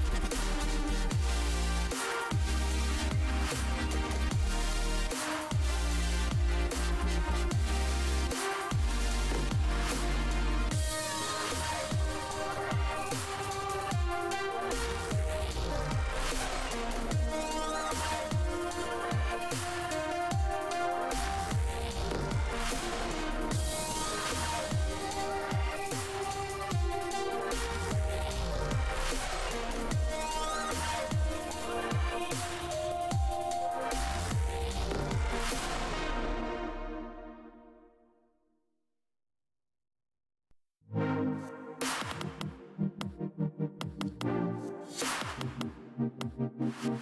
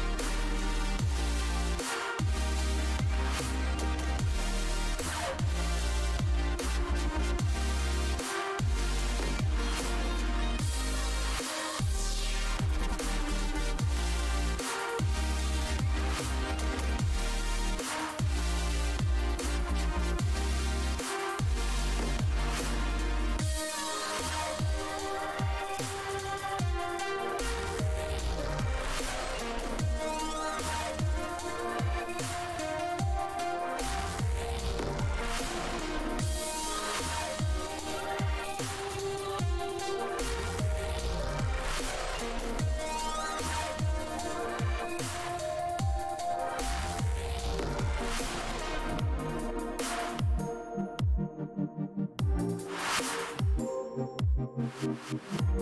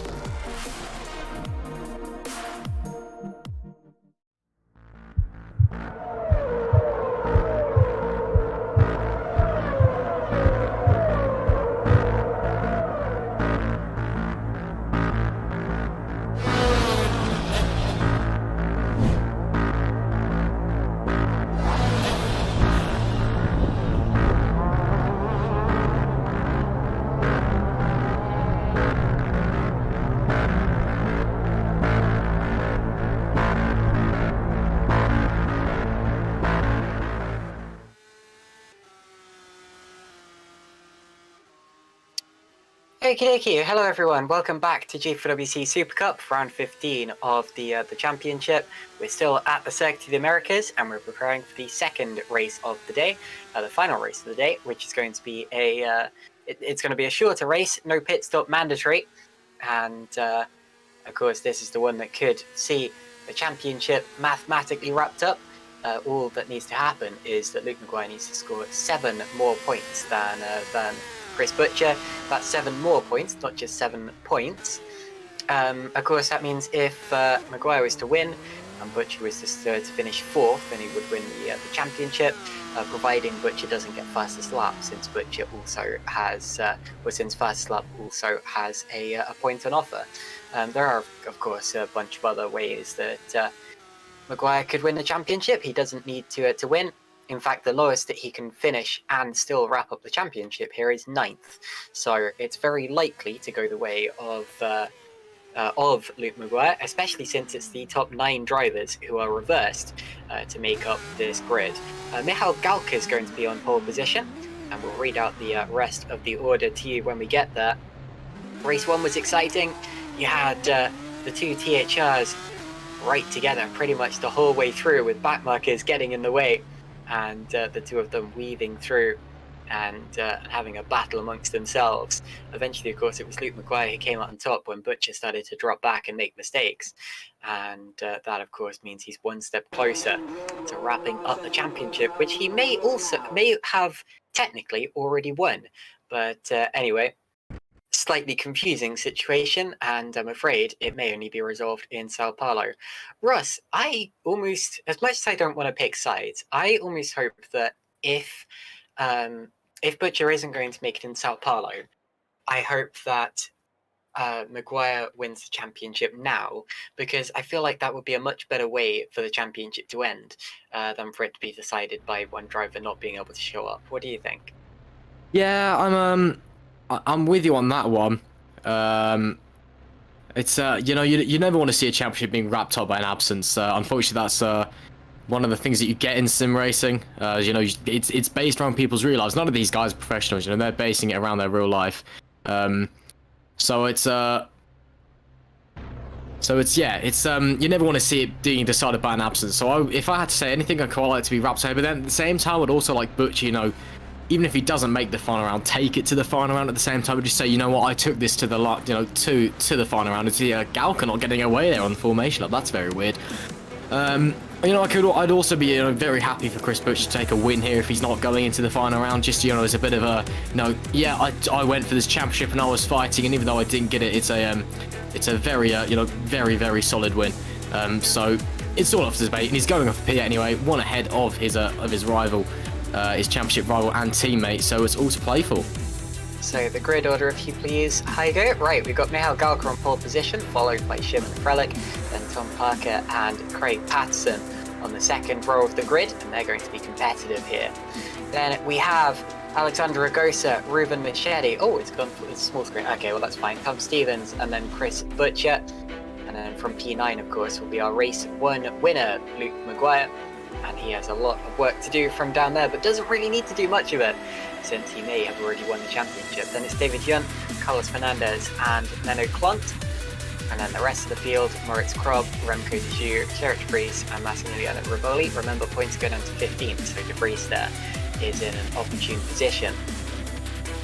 P17 is going to be Kasper Michalak, then it's Perseus Miram, Justin van der Smissen, and then we're getting into the drivers who retired in race 1. Isaac Morris had an engine expiry, went poof after smoking for a very long time.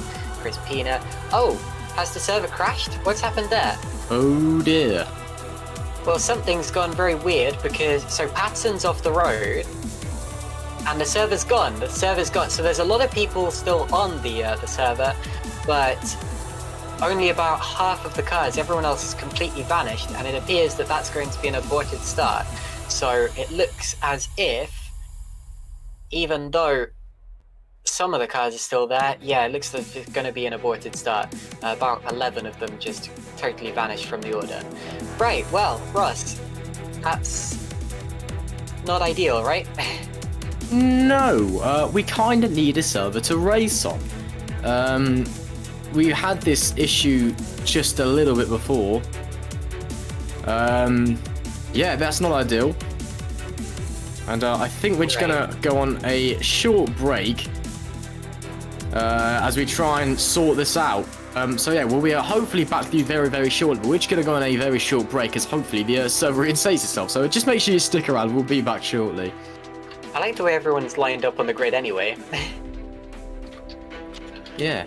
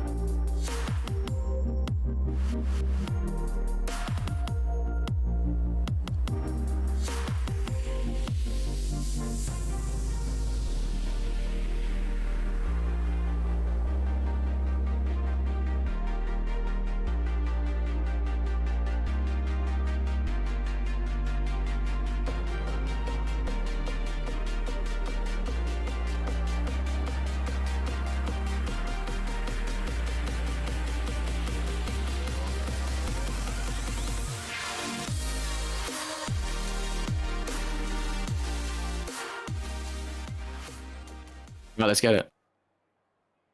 Right, welcome back to everyone still with us. We've now, we did have an aborted start, and it was very funny actually because only about half of the cars in the server disconnected, whereas the other half stayed on. And they all had a funny little race amongst themselves, about 3 laps or so. Just well, it ended with about 9 cars out on track. There were 13 initially. And they obviously weren't taking it particularly seriously.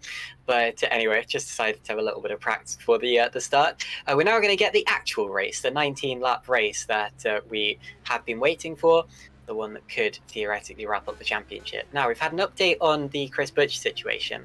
Apparently, the reason he's not going to make the last round of the championship is his honeymoon. And that makes me feel kind of bad because I've been spending the entire broadcast so far saying, "Oh, Chris, are you sure you can't make it?" But to be honest, his honeymoon is far more important.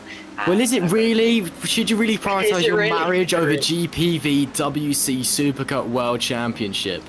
That is a good point. That is a very good point. Anyway, but yeah, congratulations, Chris. And I've got to say, that's got to feel like a championship to him. But anyway, so Luke McGuire is the champion-elect, and now he's just got to wrap it up mathematically. And then, of course, he's still going to be the championship-elect because officially you don't get it until you have until the results of the final round are official. Right, let's take a look at the grid order. Okie dokie. So actually, let's put that back up again if we can, Heigo. We do still have Michal Galka on pole position, followed by Shimon Frelich, Tom Parker, Craig Patterson. The order is exactly the same as it was before, and we've actually gained a car somehow. Damien Kardash appears to have joined us, but we'll get to that in a second. Alexander Ogosa is P5, followed by Ruben Machete, Tom Stevens, and Chris Butcher, the newly married Mr. Butcher. And then, of course, it is Luke McGuire, David Yunt, Carlos Fernandez, and Menno Plant. Luke McGuire, our race 1 winner, coming through from 9th on the grid and hoping to wrap the championship up mathematically. Moritz Kropp is P13, followed by Remco de Joux, P14, then Gerrit de Vries and Massimiliano Riboli. Remember, points go down to P15, as I pointed out last time we ran through this. Getting a sense of deja vu here, Ross. Anyway, Kasper Michalak, P17, then Perseus Muram, Justin van der Smissen, and Isaac Morris. Props to all of these drivers for still being here, actually. Chris Pina, Luca Grey, Jessica Pelletier, and Philip Koenig. And then, of course, the final car on the grid will be... Oh, we've lost 2 again. Two more drivers that were here have now popped out. And it's... Oh, well, Miram, Pina, and Patterson have now gone. So are we going to get another aborted start, or is that going to be seen as well? Because we're pulling onto the grid now, so yeah, can you not? Because it's, you know, as much as I love you guys, I also do quite fancy sleeping at some point tonight, so... Okay, so 22 cars, despite the fact 25 pulled away on the formation lap. Anyway, despite the fact there are going to be some gaps on the grid, Michal Galka takes pole position. Damien Kardash will round out the grid. 25th grid slot, 22nd position. Slightly confusingly. And now we prepare for the 5 red lights. When they go out, we'll be underway for 19 laps of racing. Here they come, and it's go. So away goes Michal Galka, spins up the wheels. Better start from Frelich, and he'll be on his inside up towards turn 1. He's still there, and that's the important thing. He finds the apex, and hopefully we get a clean turn 1 this time. Oh, slight contact with McGuire, actually, although he gets away with it with Stevens. Yellow flags further back, and that's because into the wall, Gerrit de Vries and Moritz Kropp have come together. Luca Grey also seemed to be slightly involved, although he doesn't have anywhere near as much damage. So 2 cars badly involved in that one further back. As up in front, McGuire now through to 5th already. And oh, that's one of the THS cars. Butcher. Well, that is not the start that Butcher would have wanted at all. Sorry for cutting across you there, Caitlin. But yeah, Butcher, you know, in his what will be his final race this season, getting off to a very, well, not the start he would have wanted, I should say, rather dropping down to P9, I think it is. He's now back up to P8. But yeah, McGuire pulling away ahead. That is not the start he would have wanted. We're seeing 3 wide, 2 wide behind as well, down the back stretch, coming into that tight left hand. Oh, they've been banging wheels into the braking zone. Oh, my goodness me. Oh, there's so many cars piling in. There's contact here, there's contact there. Everybody gets a bit of contact. My goodness me. McGuire P5, Butcher P8, Frelich leads the way. There's cars literally just firing themselves off the road for the fun of it at this point. You've got 19 laps left, guys. Come on, take a breather. Oh, no. Who was that getting a touch there? I think that was Michalak. Oh, no. Koenig's in the wall. It's Philip Koenig in the wall. And Riboli as well, I think. And now Michalak's facing backwards, so yeah, carnage on the opening lap. Luckily, still not as much damage as there was on the first start. Luca Grey still trying to track it back with out his front wing. Carlos Fernandez is out. Now, I'm really disappointed about that, because I was about to say that the Rowan GP cars were 9th and 10th, which was the highest up that I've seen them running in a very long time. And now, sadly, Carlos Fernandez is out. Now, Galka got a very bad turn 1 there, and he's all over the shop, out of turn 1, out of turn 2. Ragosa all over his tail. I feel like people are getting tired here. There are so many mistakes being made in the opening stage of the race, and the order is so muddled up. I feel like people are just getting getting tired. Into the pits came Grey, Van der Smissen and Kropp. Out of the race are Fernandez, Michalak and De Vries. So only 16 cars completed that lap completely unaffected. Butcher as well, his incident was a very weird one. He seemed to... so it was actually contact with his teammate, unsurprisingly. Luke McGuire took a look, and then Butcher seemed to defend really, really late, but it was a corner where overtaking just isn't really that possible. Anyway, look at Ragosa now, going for P2, up the inside of Galka, and they're almost going 3 wide because Maguire's right there as well. Maguire finds the room, and they're on different tyres here, so is Maguire going for a 2-stop strategy potentially? Around the outside of Michal Galka, he finds 3rd place. Now he's all over the back of Ragosa. Now, Frelich, and oh, contact with Maguire. And he took a look on Ragosa, and I'm now fairly sure that he is going for a 2-stop strategy, because you can tell by the body language of his car that he is desperate, sorry, a 1-stop strategy, that he's desperate to get through and not be held up by drivers starting on mediums. Ragosa here, even though he's dropped back to second, is in a good position. Sorry, not dropped back to second, but he is in second. Is in a good position to win this race because Frelich and Maguire are both on soft tyres. Now watch Maguire up towards turn 1. To the inside he goes, finds the room, and that's important. He gets it done. So he's now through. Chris Butcher up to 7th, passing Machete. Butcher is on medium tyres, so he will be doing a 0-stop strategy, I expect. There's going to be a difference between the THR cars, and this should make for a really exciting race, Roz.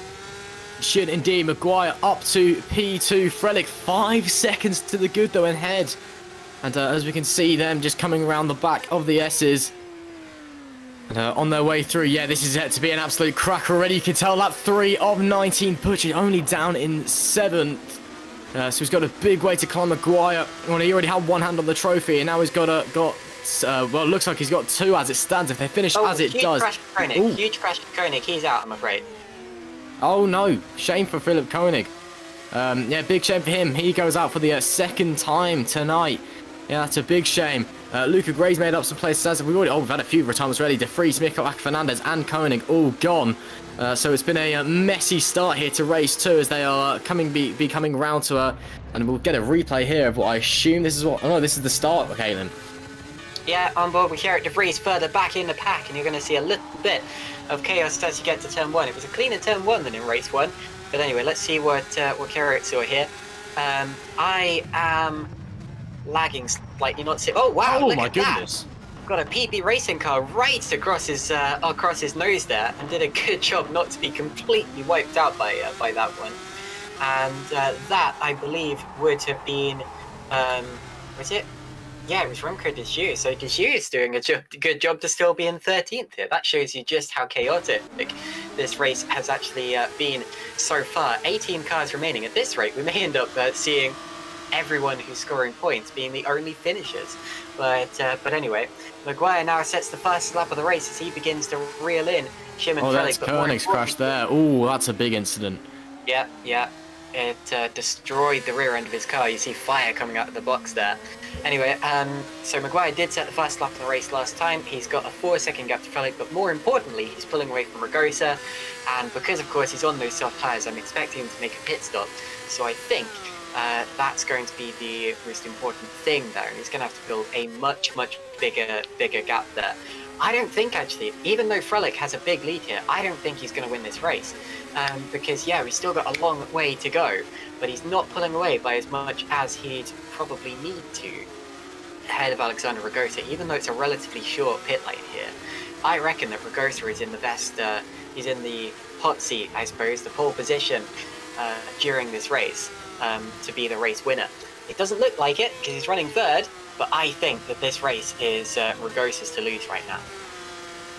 Well, I don't know. We'll just have to wait and see. I do agree that Frelich, I don't think will have the overall pace to keep the lead, and we know that Maguire has to have a stop, and Maguire is massively taking out into Frelich's time. Will Maguire be able to make that stop work, though? Ragosa will be able to keep it on the road and make his strategy work. It's all up in the air. Lap 5 of 19 here. Race 2 of round 15 of the GPVWC Supercup here at the Circuit of the Americas. That's a bit of a breathful there, isn't it? See this kind of this stacking battle behind a Ragosa. I think there's no apologies. It's Tom Stevens in P4. But yeah, it's all up in the air. I could see Maguire winning. I could see Rigotta winning. I could see a few drivers coming through the pack. Tom Stevens, I could definitely see coming through. It's anybody's race at the moment as they're heading through the S's then. Oh, and that was a bit wide from Stevens there. So this could be opening an opportunity for Butcher behind. Oh, and Butcher's lost it. Butcher has lost it, I'm afraid. So he's spun the car around, and he's down into 11th. May end up losing that position as well. But yeah, drama there, because that is one of our main championship rivals, and that means that if they were to finish like this, I'm fairly sure that Luca Grey would wrap up the championship. That being said, still a lot to go in this race in terms of strategy. Now, what happened there? I don't think, sorry, as we look at Parker taking a look at Galka, I don't think that was Butcher's fault. Because on my screen, and I'm not sure if this is the same with you, but on my screen, what I see is there's like a flash from like a connection issue or something like that. And then he spins on the XVS's. I reckon he probably saw the same thing. He probably saw everyone in front of him lag or something like that. Or maybe he had a screen freeze. Something happened anyway. And I think it was connection related. And actually, we've seen the ping here. The ping here has been rather high here today. It's not been the best day of racing from a technical point of view. So I think that's what caught out Chris Butcher up. Yeah, I think so. Big shame for him. Unfortunately, Stevens looking like he's getting ready to make a move all over the gearbox of Parker in front. Pulls to the inside into turn one. And on the brakes, that was very, very easy. And oh no, Parker's trying to keep around the outside. And Stevens does get through. But that was looking a bit sketchy there for a moment from the pair of them. Meanwhile, up in front, Maguire within 3 seconds of Frelick now. Rigotta 6 seconds behind already. Galka's fading from Rigotta as well. Butcher's still in P11. So as it stands, if we finish as we did now, Luke Maguire would be your champion. But again, you know, there's still plenty of time left in this race. Still plenty of things to happen. And it is not over until the checkered flag waves. So we just got to wait and see. Yeah, Maguire would score 18 points for second place plus fastest lap. Butcher would score 5 points for 11th place because he's just got back past Meadow Clun. Tom Stevens, I think, is about to pass Michal Galka for P4. We're watching him lining it up. Goes to the left-hand side with the DRS. Brakes oh, and they bang wheels on the entrance, but Stevens does get it. That was a really good move from Tom, actually. He's up into P4 ahead of Michal Galka. And I forgot to say who my prediction for the win would be before the start of the race, but I was actually going to say Michal Galka, so I think I'm being proven slightly wrong here. He's now behind two other medium tyre runners of Rigotta and Stevens. Right, here's a replay of what happened with Butcher. Now, do you see what I saw as well about there? No, actually, so it looks as if that was just on my screen, the connection issue. Either that or Butcher saw what I saw, in which case that could have explained his spin. Otherwise, it was just a simple error. Anyway, here's Tom Stevens going for third place. Oh, sorry, up the inside. And that is his move on... that was his move on Parker recently. Sorry, I got confused there because I was watching Stevens and I was like, well, he's not going for a move now, but in fact that was a replay. And there's a replay of him getting past Galka on the inside. And that was a close one. They almost locked wheels. But Stevens is indeed now up into 4th place. Maguire now within 2 seconds of Shimon Frelick for the lead. There you see them. Hasn't yet got the DRS, but he's going to get it soon. Now ignore the car behind them. That is Justin Van der Smith, and he's a lap down. So he is not in that fight that you're seeing. But anyway. And the race continues. Just saw a brief yellow flag, but I think everyone I'm looking at is okay. So, Frelick, Maguire, Rigotta, but I think Rigotta still has the net lead here, Rob. I'm still unsure, but I'll roll with it for the time being. Maguire getting very, very sideways as they come out of that inverted section. Frelick in P1 at the moment. Maguire is all over the back of him. Rigotta, I'm not sure. Stevens is really flying at the moment, but it's hard to tell. I have to give it another 2 laps and come back to me on that one. I think. The difference is that Stevens is going to have to pass him on the road, and that's a tricky one. That's true. But yeah, well, Maguire is flying though. That must be said, even though he does need to stop. But he's made these kind of races work before he's had to stop. So we'll just have to wait and see, I think. But this may very well be the race where he wraps up the championship. Whether he gets to win or not is completely irrelevant in that aspect. So we'll just have to wait and see. it's difficult to determine exactly what race McGuire wrapped up this championship, to be honest. You could argue it was last race. You could argue if it finishes like this, it'll be this race. You could also argue that it's not over until the official results are announced at the end of the season. But anyway, McGuire with a little twitch going onto the straight. He will have the DRS for the very first time from the back of Shimon Frelic's car. And it's amazing how quickly he's been catching Frelic, actually. His last few laps have been 9/10 of a second faster than Frelic's time. McGuire does have the first lap of the race and probably will have it until the end, since I don't see anyone else going on to the softer tyres except for McGuire and Frelic themselves. And they, of course, will be going even faster after that pit stop. Right, Tom Parker all over the back of Michal Galka now, lining him up for a move. That is P5 that they're going for. Alexander Ragosa and Tom Stevens not that far up the road either. Actually, Ragosa has about a 3-second gap to Stevens, so that's still... Stevens actually, I thought he was going to start gaining on Ragosa after getting past Galka, and he hasn't been gaining by anywhere near as much as I thought he would. Right, we're approaching the stage where I'm expecting the pit stops to come from Frelic and McGuire. They are both on those soft tyres, and both probably not going to be able to go all the way through this race. It would be very, very risky if they tried it. Into the braking zone at turn 1. Very wide goes Galka. Remember, he had a half spin in race 1 as a result of doing exactly that. This time gets away with it a bit better, but still Parker got a better run out of turn 1. Through the S's now, he's going to get the aero wash. And let's take a look back to the leaders because they are about to reach the back straight right. Yeah, indeed. McGuire all over the back of Frelic, coming around the hairpin. And well, I think this is going to be a very easy move for Luke McGuire, shall we say.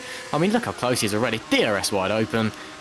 Keeps in the slipstream, pulls to the inside, and he'll be on the anchors, up the inside, and Luke McGuire into the lead of the race, but he's still got to have a pit stop to hold on to your horses. He was around lap 10 with the stops last time out for the soft shed runners during race 1, so he'll be needing a box soon. And here's Riboli. What's happened to him? Assume a spin. Let's see as he just comes through the final corner. Yep, just clips the inside curb and round he goes. Very easily done, but shame for him. And a good job not to... oh, well, he does go straight back across the racing line. I was about to say, though, to light up the rear tyres and just spin straight back into that Rowan car that came through. I got Grosjean Spain 2018 flashbacks there, but anyway, it looks as if it was clean as Van der Smissen gets out of the way of all of the drivers coming through to lap him. Another lap for the battle between Galka, Parker, and everyone that comes with them. Yeah, as you said, race 1, Bart, I think it was more like lap 15 when the oh, look at that, Parker touches Galka, who's going to come straight back on. Not quite into the side of Yunt. Yunt gets through to 6th, but yeah, there was contact there between Parker and Galka into turn 1, and Galka, who hasn't had a good relationship with turn 1 today, loses 2 positions there, Russ. Yeah, indeed. Big shit. Oh, who was that running wide in the back? Machete, was that, big twitch from Machete. Yeah, Machete running very, very wide. There's been a few people right on the edge of the limit here. As we'll see Galka coming down now. Yeah, there's a few people just really pushing the limits of the cars, really pushing super hard. Frelic's all over managed to hold on to the back of McGuire for the time being. So it was only 2/10 off now, which is interesting. I was expecting McGuire to break away, but no, Frelic's stuck with him. So maybe Frelic, now he's got the championship leader ahead of him. It's Yunt now. Yunt around the outside of Parker gets onto the slippery AstroTurf. He's still on the inside line though. And they touch, and around goes Parker. A savage spin. Yunt loses his front wing, and that's going to put Galka. It's going to reinstate him right back to 5th place where he was before. That was a really fast spin there from Tom Parker. You had to take the corner, and David Yunt's front wing, I'm afraid, was right where he wanted to turn. Right into the pits come McGuire and Frelic, just as expected. McGuire was actually going defensive from Frelic on that last lap. He's feeling the pressure. Ragosa takes the lead. Alexander Ragosa does indeed take the lead as they go through. Now, where do McGuire and Frelic come out? So McGuire stays ahead of Frelic, as we expected. Stevens is second, then it's Galka, Machete, Parker, Morris, Kardash. McGuire's going to be at least ninth now, so Butcher goes through. So Butcher is ahead of Maguire, and that will keep the championship mathematically alive. Through as well goes Menno Clont into P9, and it's 10th place. So Maguire is 10th, Frelick is 11th, and we're now seeing a replay. This is Tom Parker going past Galka, and this is where they make contact for the first time up the inside. And I can tell you, actually, Parker has just lost 2 more positions in real time. Wait, no, that's... Oh, yeah, he has. He's lost positions to both Morris and Kardash for 5th place. That's for real time by going wide in the S's. Now, here is Yunt going for Parker, and this is where they came together. Meanwhile, I can also let you know that Menno Clont has just been passed by both of the soft tyre shod runners. Seem to let Frelick through, actually. There's the contact, big hit between Yunt and Parker, and that's why we are where we are in the race now. Chris Butcher now up into 7th place. Damien Kardash gets 5th away from Isaac Morris, so that's how we stand, Rod. Indeed, we do. Gotha leads the way for the time being. Stevens 3.5 seconds back. Rather, Galka a further 5 from him. So with all this pit stop cycle coming through, the order's all been a bit jumbled up. So we'll just have to wait and see what's going to happen over the next few laps. Again, only 19 laps in this race compared to the 28 from last time. So we just have to see how it runs as Gotha crosses the line there. And goes into the very, very tricky first turn. And there is your championship leader, Luke Maguire, already on the back of his main rival and teammate, Chris Butcher. Parker comes in, so Parker feels that he has damaged those tyres enough in that spin, I presume. Goes on to softs, and that will take him to the end of the race. Possibly a good decision there. He did seem to be struggling on the way into the pits, and those softs will at least allow him to maybe get an extra point for fastest lap. If he plays his cards right. Still, that's going the way of Luke Maguire as it stands, and that's going to be a difficult race, a difficult lap to beat. Now, Maguire's all over the back of Butcher.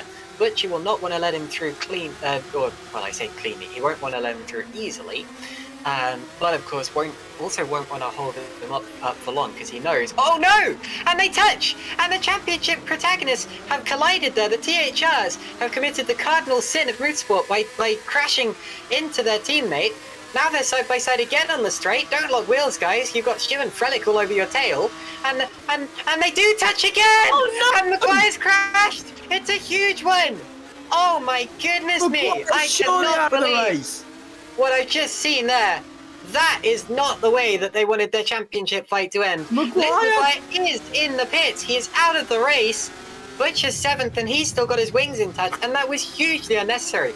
The first accident was simply Maguire running into the back of Butcher, misjudging it. And then the second one, they locked wheels on a straight. They came over straight into each other. Here's a replay of it from onboard Maguire. This is the first contact. And have we just seen the falling out of 2 bitter rivals, 2 teammates who did actually get along surprisingly well before. And, well, will they still get along so well after that? Goodness me, Russ. I cannot believe what I've just seen. Luke Maguire out of the virtual motor race. And, oh my goodness me, just an onboard error into the barrier, and that's that. Chris Butcher could well be taking this championship to Sao Paulo, even though he's not going. Unbelievable. My goodness me. Actually. It's quite tragic, to be honest, because this would set up for a brilliant championship finale if we were getting one. Here it is from onboard Butcher. Make your own assumptions from this, because of course I'm not a race steward. Back in real time, Kardash has just passed Clont for P8, but keep watching this. This is the second impact. Does Maguire come across on Butcher, or could you say Butcher's squeezing Maguire to the edge of the circuit? You've got to leave the gap, but look at that, Maguire does come across. So do you say 50-50, or do you put the blame on one or the other? What do you say, Russ? I'm gonna call that 50-50. Oh. Galka's just passed Machete for P3, but yeah, as they came out of that corner, I just noticed there was another car that was spun ahead of them. But yeah, it looks as if, so that's Galka trying to hold off Machete for P3, isn't it? So that's in real time. Here it is from onboard Frelick. Yeah, Frelick was so lucky not to get involved in that one. If Maguire had spun the other way, it could have taken out all 3 of them. Gosh. Anyway, the race continues. Kardash is out of the race. Kardash from P10 is out of the race. Galka there running wide, just about holding off P3. But yeah, we've lost Kardash now. This race is crazy. It is absolutely mental. I'm still trying to process what I've just seen from the THR guys. honestly, I'm actually lost for words. It's ridiculous. Machete, in the meanwhile, is trying to get a move done on Galka for P3. Chris Butcher currently residing in P7. So Ragotza might actually win this race. Now, Tom Stevens in P2. He's got 2.5 second gap for the time being. Galka and Machete are about 8.5 back from them. So they're out of the contention for the win, I think. So yeah, it's just the race has been totally turned on its head by that incident. Honestly, I'm struggling to find words to come out of my mouth at the moment, Caitlin. I'm just shocked. So Kardash and also Van der Smissen, who's out of the race now, both of their retirements were due to disconnections. They didn't seem to have accidents or anything like that, which is a big shame. So the ping wars continue. Anyway, that does mean that we only have 14 cars remaining in this race. This is the biggest race 2 of attrition that I've seen in a long time, and Frelick passes Morris for 5th, so Frelick through to P5. But yeah, as I was saying, only 14 cars remaining, and that means that everyone who finishes this race now is going to score a point. Or at least, well, 2 points, to be honest. Damien Kardash, I'm afraid, did not complete, I don't think he completed enough for the race to be classified, so that means that there will be that. Anyway, sorry, I'm getting distracted because Toby Davids from THR wants to jump into the interview room. He also says he's fuming, so yeah, let's bring him in. This will be fun. Okay, Toby, we can hear you. I know you're fuming. If you could try to keep it PG, but yeah, just let us know what happened there and how are you feeling about it. I can't believe we've gone through. I mean, I'm grateful we went through the whole season until we got to this point, but.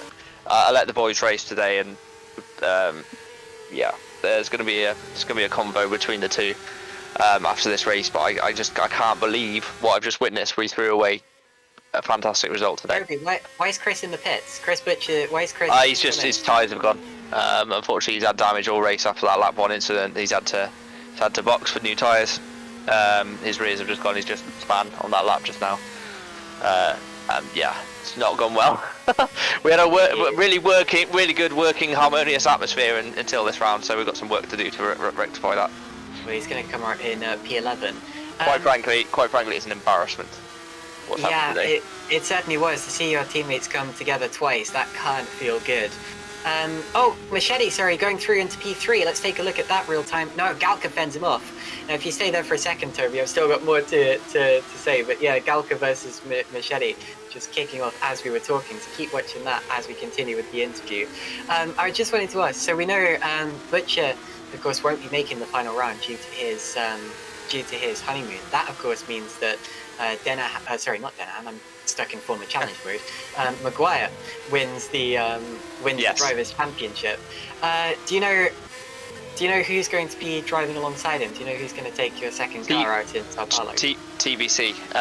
What I would say is Luke's done an exceptional job all year, as has Chris, and they've both been, until this particular race, fantastic members of the team. Watch Machete. Galka's going to slide again, just as he did in race 1. Machete on the exit, through into P3, but now Galka has the inside line, and they're going to go too wide into the S's. This is dangerous. And Machete knew he had to back out of that one. He did not have the line into the S's. So Galka holding it. This is great defense from Galka. And around goes Machete. Machete loses it. Oh, let's hope everyone avoids him. Well, through goes Frelick, through goes Morris. And Machete rejoins in P6, so he is back out on the road.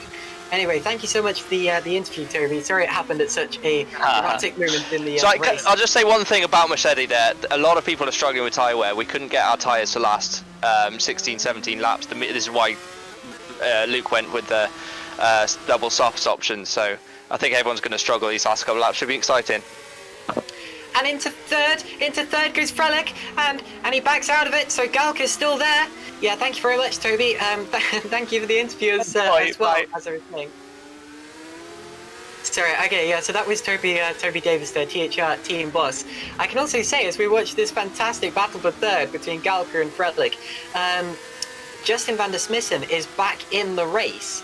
Now, can he complete enough of the race to be classified is the question. So he's on lap 11. I'm not actually sure whether he'll be classified even if he finishes. Luca Grey's just been for a spin from 13th. Jessica Paletti is pitted for new tyres, and she needs to continue in this race because she will still score points where she finishes. Stevens is now within a second of Ragosa for the lead. Goodness me! Look at Frelick going past Galka on the exit as they pass. That was Paletti coming out of the pits. They're going side by side into the S as they touch. They bang wheels. And Galka fends it off. Wow! Now we're going to get a fight for the lead, I think, because Stevens is within DRS range of Ragosa. Ragosa's tyres, I think, might be going off here. Russ, what a race! It's unbelievable into the closing laps here in race 2. Frelick all over the back of Galka. Look at this on the way into the hairpin. Going to try it around the outside, but he will have the DRS coming around onto the straight. So this might be quite an easy overtake, but judging by Galka's defending all race long, I don't think it will be that easy. As he tries to, again, still lost for words. Frelick to the inside, gets the move done. Does Galka stick to the outside? No, he does not. So Frelick gets pie into P3. Oh, I just cannot believe what I am witnessing. Right. It's unbelievable. 2 laps to go. We got a race for the lead here. We got Ragosa versus Stevens. Morris now passing Galka, so Galka's made a little mistake there. Morris up to P4, and they banged wheels, and that was actually because Morris went for a dive. So Morris went for a dive, and he's got the place. Right, now, 2 laps to go. Ragosa's tyres seem to be well past it. His last lap was at a dive! Stevens takes a look. He's up the inside. Now, turn 2 is going to be in the other direction. Right, Stevens' last lap. 0.6 of a second faster than Alexander Ragosa. Surely he's, well, this is, I mean, Ragosa could hold this off, but he's going to have to employ all of his skill and all of the rest of his tyres in order to hold this one. Sorry for all the voice cracks that I've been presenting you with today, but if you were in my situation, I feel like you sound very similar. Michal Galka is dropping back now from Isaac Morris, so is Morris now going to be a contender for the podium? I suppose it all depends on how clean Ragosa and Stevens keep it here. They have a 13-second gap back to the cars behind them, and they're now fighting amongst themselves. Stevens is gaining and gaining with the DRS open, and he's going to go to the outside line, so Ragosa covers it off, sees him coming, and says, oh no you don't, but look at that, this is a move that can work. There is a right-hander coming up next, and Tom Stevens takes the lead on the penultimate lap of the race in Kota. Don't think it's done that. Ragosa won't be taken over. Fernandez is already having to look. Stevens having to fend. Oh my goodness me. Oh, and a big slide from Ragosa. This is not done yet at all as we're heading on to the final lap now. Well, in a few moments' time anyway. Stevens holding station for the time being. Ragosa just fine. He'll be warming up for one big last time. Oh, and he runs wide of the penultimate corner. I can't believe it. Oh my goodness me. Alexander Ragosa so close yet so far, it would seem once again. And as they head through into turn 1, Stevens leads the penultimate lap, final lap of the race here at the Circuit of the Americas, round 15 of 16 in the GPVWC Supercup Championship. And my goodness me, what an exciting race 2 we have just witnessed. We've seen the championship not mathematically be wrapped up, but be wrapped up in reality. Because the one who is... another big slide for Ragosa. Oh my goodness me. Please, Alexander, just keep it on the road, I beg of you. It's not that hard. You got these 2 white lines alongside. Just kind of keep it on the tarmac between there, and it's really quite easy. And he's actually outside of DRS range. So, Caitlin, I think Stevens has basically won this race. Yeah, I don't think Ragosa can do anything about it now. He does still just about have DRS, I think. Yes, it does open... No, it doesn't open up on the back of that car. So it was outside of it as they crossed the DRS detection zone. He can't win the race now, surely. So he's just got to focus on keeping it on the road. His tyres are obviously going off. So now it's all about bringing it home. It's going to be Stevens, Ragosa, Frelick if they finish like this. And I say if, because this has been a crazy 10 laps or so of this race. Right, now, final few corners to go now. And... I mean, pick a driver of the day from this one if you dare. It's been utterly crazy. Okie dokie. To the flag, we've got Tom Stevens with just 2 corners to go. And he is going to win the race here at the Circuit of the Americas. 1 more corner. And that was great stuff from Tom Stevens. And that, of course, classifies him as 3rd place in the championship for sure. So Tom Stevens will be third. So Alexander Ragosa second, Shimon Frelick third, despite of course making a pit stop in this race. Yeah, remember that? Frelick made a pit stop, and he's now going to be third. Then it's Morris fourth, Galka's going to be fifth, Ruben Machete will be sixth, and then it's Menno Klon, Remco de Shoot, David Young, and Tom Parker. Some of those still need to finish. Butcher actually is all over the back of Parker, so still might not be done for 10th place. And Butcher, with his fastest lap as well, will mathematically keep the championship alive until the final round. But of course, we can pretty much hand the trophy now to Luke Maguire, since Butcher will be on his honeymoon. And I guess it does mean that the championship will go to the right person, because they've, up to this point, they've had the same number of races, and Maguire's come out ahead. So I suppose it does mean that even though Maguire is going to win it by default in the final round, it has gone to the right driver. But whatever the case, a bit of a shame that we're not going to see it decided in a championship finale. Anyway, it's going to be... So the rest of the points go to Chris Butcher, Moritz Kropp, Jessica Pelletier, Luca Grey, and I think Justin van der Smissen. I'm still not sure exactly how much of the race you need to do to get classified, whether it's 75% or 90% of the race distance, or whether you just need to cross the line. Because if that is the case, then you will get a point from that. But anyway, only 1 point nonetheless. Still, props to him for getting out there and finishing it despite having a disconnection. That's quite a rare thing to see, actually. And he was only 3 laps down in the end as well. So really not that bad from Justin. Sorry, 4 laps down. But anyway, so that's the lot, Russ. What a race! Oh, goodness me, I'm trying to catch my breath over here, Caitlin. That was absolutely phenomenal. We saw battle after battle after battle the whole way through. Just, what a way to end the night. I mean, we had the server issues coming in, and they got sorted, and we got provided with an absolute corker of a race. Just amazing stuff. It will be Stevens taking the race win, though. And Alexander Ragosa comes home in P2 with Simon Frelick rounding out the podium. Then you've got Isaac Morris in P4. That's awesome for him. Then Mikhail Galka in 5th. And Machete in 6th. Klon in 7th. Deju in 8th, Yunt in 9th, Tom Parker rounds out the top 10. Then further along, we've got Chris Butcher just outside the points in 11th. Mathematically, he does keep the championship alive, but because of his absence next round, it does mean his teammate is champion. Then it's Moritz Kropp, Jessica Pelletier, Luca Grey, Justin van der Smissen, then Damien Kardash retired, Luke Maguire retired, but is your champion. Massimiliano Rabili, Philip Koenig, Carlos Fernandez also all out of the race, and as well alongside Casper Michalak and Great de Vries. Lost a lot of drivers in that one, but had some great action on track too. Russ, I'm going to start off the interviews by interviewing my driver of the day, I'd say, actually, Tom Stevens. 3rd in race 1, 1st in race 2, Tom.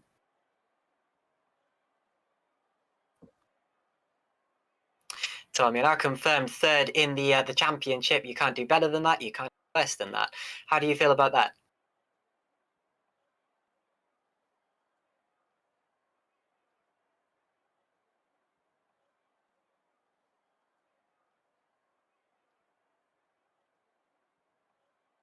Yeah, I'm pretty happy with that.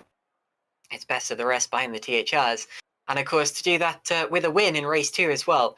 That's got to feel good. You had to really fight for it. What a battle you had there towards the end of the race. Yeah, I really didn't think the tyres were going to last, and I thought I was going to catch Ragosa a bit too late, but great job to him. He did fantastic there. And yeah, it was like ice skating in the last few laps. Yeah, what a circuit as well. This provides some fantastic racing, doesn't it? Yeah, there was definitely a lot of action out there today. Absolutely. You didn't even see the THR guys collide. Anyway. Oh, no. Yeah, anyway, congratulations on your race 2 victory. And of course, 3rd place in the championship. That is best of the rest. And I'm going to say drive of the day. Oh, thank you very much.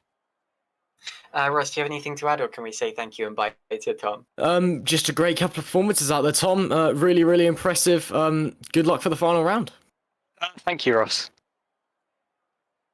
Thank you very much, Tom. Okay, so from our race 2 winner to our race 1 winner, and of course, champion-elect Luke Maguire. Luke, are you there? Luke? Yes. Yeah. Oh, there we sorry.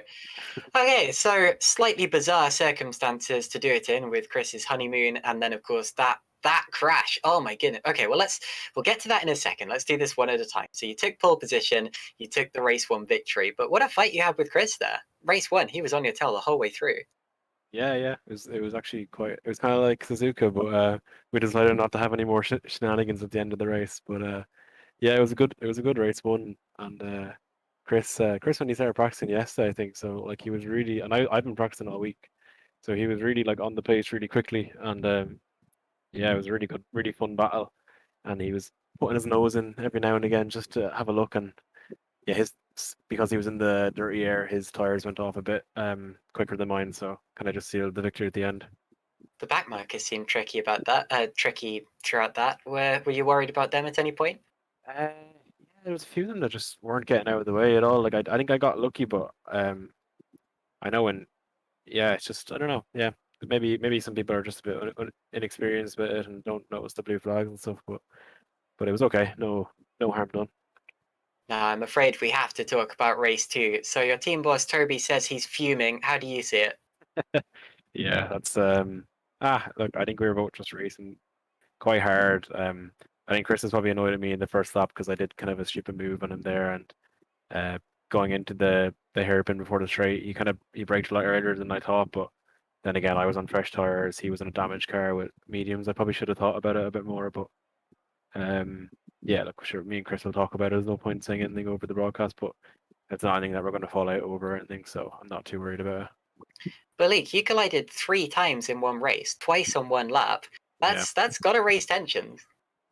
Yeah, yeah, for him it probably does. But 2 of them are my fault, and one of them might have been his fault. But well, me and Chris are friends. We're fine. We'll sort it out between us anyway. Anyway, whatever the case, because of course Chris Butcher has confirmed that he won't be racing next time out, that does mean that you are champion-elect. You haven't yet mathematically wrapped it up, but of course in all of the races that you've driven with Chris, you have of course come out on top in terms of points. Yeah. How do you feel about that? Is it a bittersweet way to win the championship, or do you think, well, I scored more points while we were racing together, so I win fair and square? Yeah, I think I win fair and square kind of thing is the way I look at it. Yeah, I think I don't think I don't think another round would have made too much of a difference to the way the outcome would have went. I think throughout the season, I think at the end of it, I kind of put a bit of a stronger show on, and then Chris was kind of very strong in the middle part, and yeah, I think if Chris practiced more for the last couple of rounds, he would have been up there because he gets on the pace so quick. It takes me like a few days, and he's on it in 2 days. Like. Anyway, congratulations. You are indeed the champion-elect, and you deserve to celebrate that. No matter what the circumstances, you wrapped it up in. Ross, do you have anything to say to our champion-elect? I mean, yeah, I guess well done, but because I think we're treating it as you haven't mathematically won the championship yet, so we're not really celebrating. So, well done, because you have actually won it, but we're not treating it like it yet. So, go have a quiet drink, and then you can go get absolutely plastered in 2 weeks' time. I'll have one tonight, and then I'll have 10 the next one. Yeah, that works. Yeah, but well done, Luke. Yeah, great racing out there tonight. Great victory in race 1 as well. And yeah, well done on technically winning the championship, even though we're pretending you haven't. Thank you. Cheers, boys. Okie dokie. So from one of our THR drivers to our other, this is going to be interesting. Chris Butcher, are you there? Hello. Jolly good. So Chris, you went in today, I'm sure, with the goal of just going out with a bang, since you won't be. I think we did that, didn't we? And I was just about to say that, but you beat me to the punchline. Anyway, let's start with race 1, as we did with Luke. So race 1, you're all over the tail of Luke. You had a few attempts, it didn't quite work, but what a race you two had. Yeah, it was really good fun. It was a shame because in the first stint I could have gone a lap longer. I could have probably gone 2, but I didn't have the fuel for it. And unfortunately, as Luke was the lead car, he got the strategy call. I was hoping for the overcut, but yeah, in the dirty air, the mediums just weren't working very well, and I was pushing so hard, and I just ran out of rubber at the end. But the pace was absolutely relentless, and hats off to Luke. He absorbed all the pressure and it drove brilliantly all race. But really good for the team to get a 1-2. Race 2 was probably not so good. Yeah, let's talk about that. So you two crashed 3 times there. You collided 3 times over the course of the race, twice of which on one lap, which of course ended the fight. And what a fight it was. What happened? Yeah, I mean, it's a shame because clearly, excuse me, it's a real shame for me to end my campaign on an incident like that. For anybody that doesn't know, I got married last weekend, so we're going on honeymoon for the next round. So You're prioritising your marriage over GPVWC. I'm disappointed. I know it's disgraceful, isn't it? But yeah. So I've known all year that I was going to miss the last round. So it was just about trying to. For me, I just wanted to make sure it sort of mathematically went to the last round, so I knew that I would have still been within a shot. So yeah, we were just both fighting hard, to be honest with you, and we went on an alternate strategy. Luke was on the softs, so a really aggressive strategy, which meant he needed to be really aggressive and decisive with his moves. But unfortunately, on that one, it wasn't really communicated very well, and I think.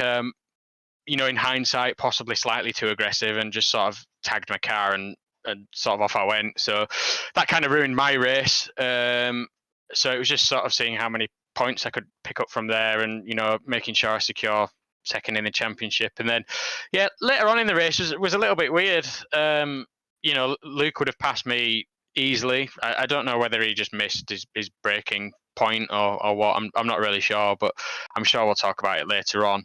And then sort of down the straight, I was trying to get the side draft off of his car, and he had DRS, which wasn't making it easy. And he moved back across the track before he was completely clear. So just one of those where it was a little bit of a miscommunication. I think I'm sure on the stream it looked spectacular and probably pretty embarrassing from our point of view. But I'm sure we'll talk about it later on, and there's no hard feelings from my point of view towards Luke. So it's just been good that we've been able to, fight mostly cleanly all season long, and Yeah. take it to the last race. We've had a lot of fun and a lot of success this year. We've wrapped up both championships now, so hopefully we can, for me, I can have a bit of a rest. Luke, I'm sure, can just go into the last round and just have a bit of fun.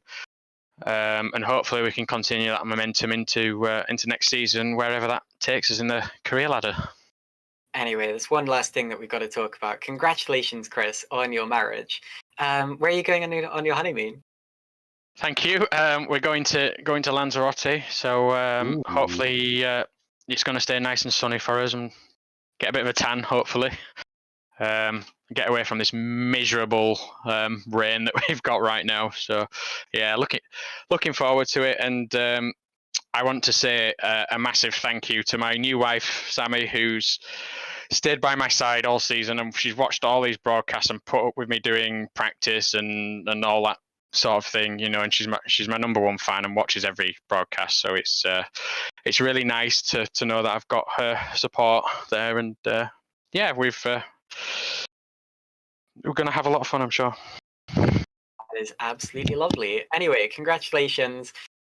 You did technically make it go down to the final round. It's a shame that we're not going to see a championship finale between the two of you, but oh my goodness, we made up for it today, didn't we? Okay, congrats, Chris. We'll see you later. Thanks, Caitlin. Right, so that was our THR saga over for the day. Let's make sure that we do speak very quickly to some of the other. I think we'll only have time for one more interview. We probably should have already wrapped it up, but anyway, I'm just trying to work out quickly what the right, Shimon Frelick. Let's talk to Shimon. Shimon, you there? Oh yes, hello, I'm there. Okie dokie, great stuff. P3 race 2 feels good, right? Yeah, I'm from P2. You would think that P3's an okay result, or a slightly disappointing one because he lost one position. But I don't think I would halt the faster guys behind me, and the tire were on the mediums wasn't the best for me. So I just decided to start with one-stop strategy in mind, and I think I'm happy with the result. It worked out pretty well. I was far away from the front too, but they were just a lot quicker than me. You were keeping up with Luke Maguire after he passed you. In fact, so much so that you got a front row seat to their accident. But yeah, did you think you were gonna have a chance to pass him back? Not really. He was at the start. He was 5 seconds behind me, and then after he passed me, I think he used too much of the tire.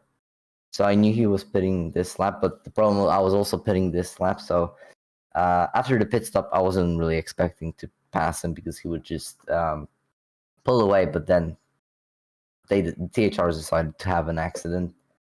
I thought I was gonna crash in there, but I somehow came out alive. I like that they decided to have an accident. Okay, so that was your third podium of the season. Congratulations for that, Ross. Do you have anything to add? No, just well done, good job. Thank you. Okie dokie. Well, we do have to wrap up the broadcast now because we've been running for quite a long time, especially considering that break we had with the aborted start. But anyway, so with this extra long episode of GPVWC Supercup, I hope you all enjoyed it as much as I did. Thank you very much for Ross McIntyre for joining me, and of course Heigo Poom, who provided all of the cameras and the stream that you've been watching all the way through today. So thank you all very much. And of course, even though the championship has theoretically been, hasn't theoretically been wrapped up, but it has realistically been wrapped up, we do still have another round. It's going to be in 2 weeks' time at Sao Paulo. Still plenty of bragging rights, 2 victories up for grabs. We're going to have another driver in the THR car, so let's see how they do, whoever that person may be. And yeah, so yeah. Make sure you drop in for that, especially since we also have Super League Light, Super League, another Formula Challenge round before then as well. Much more still to come from GPVWC Sim Racing. That's difficult to say fast. Okay, good night, everyone.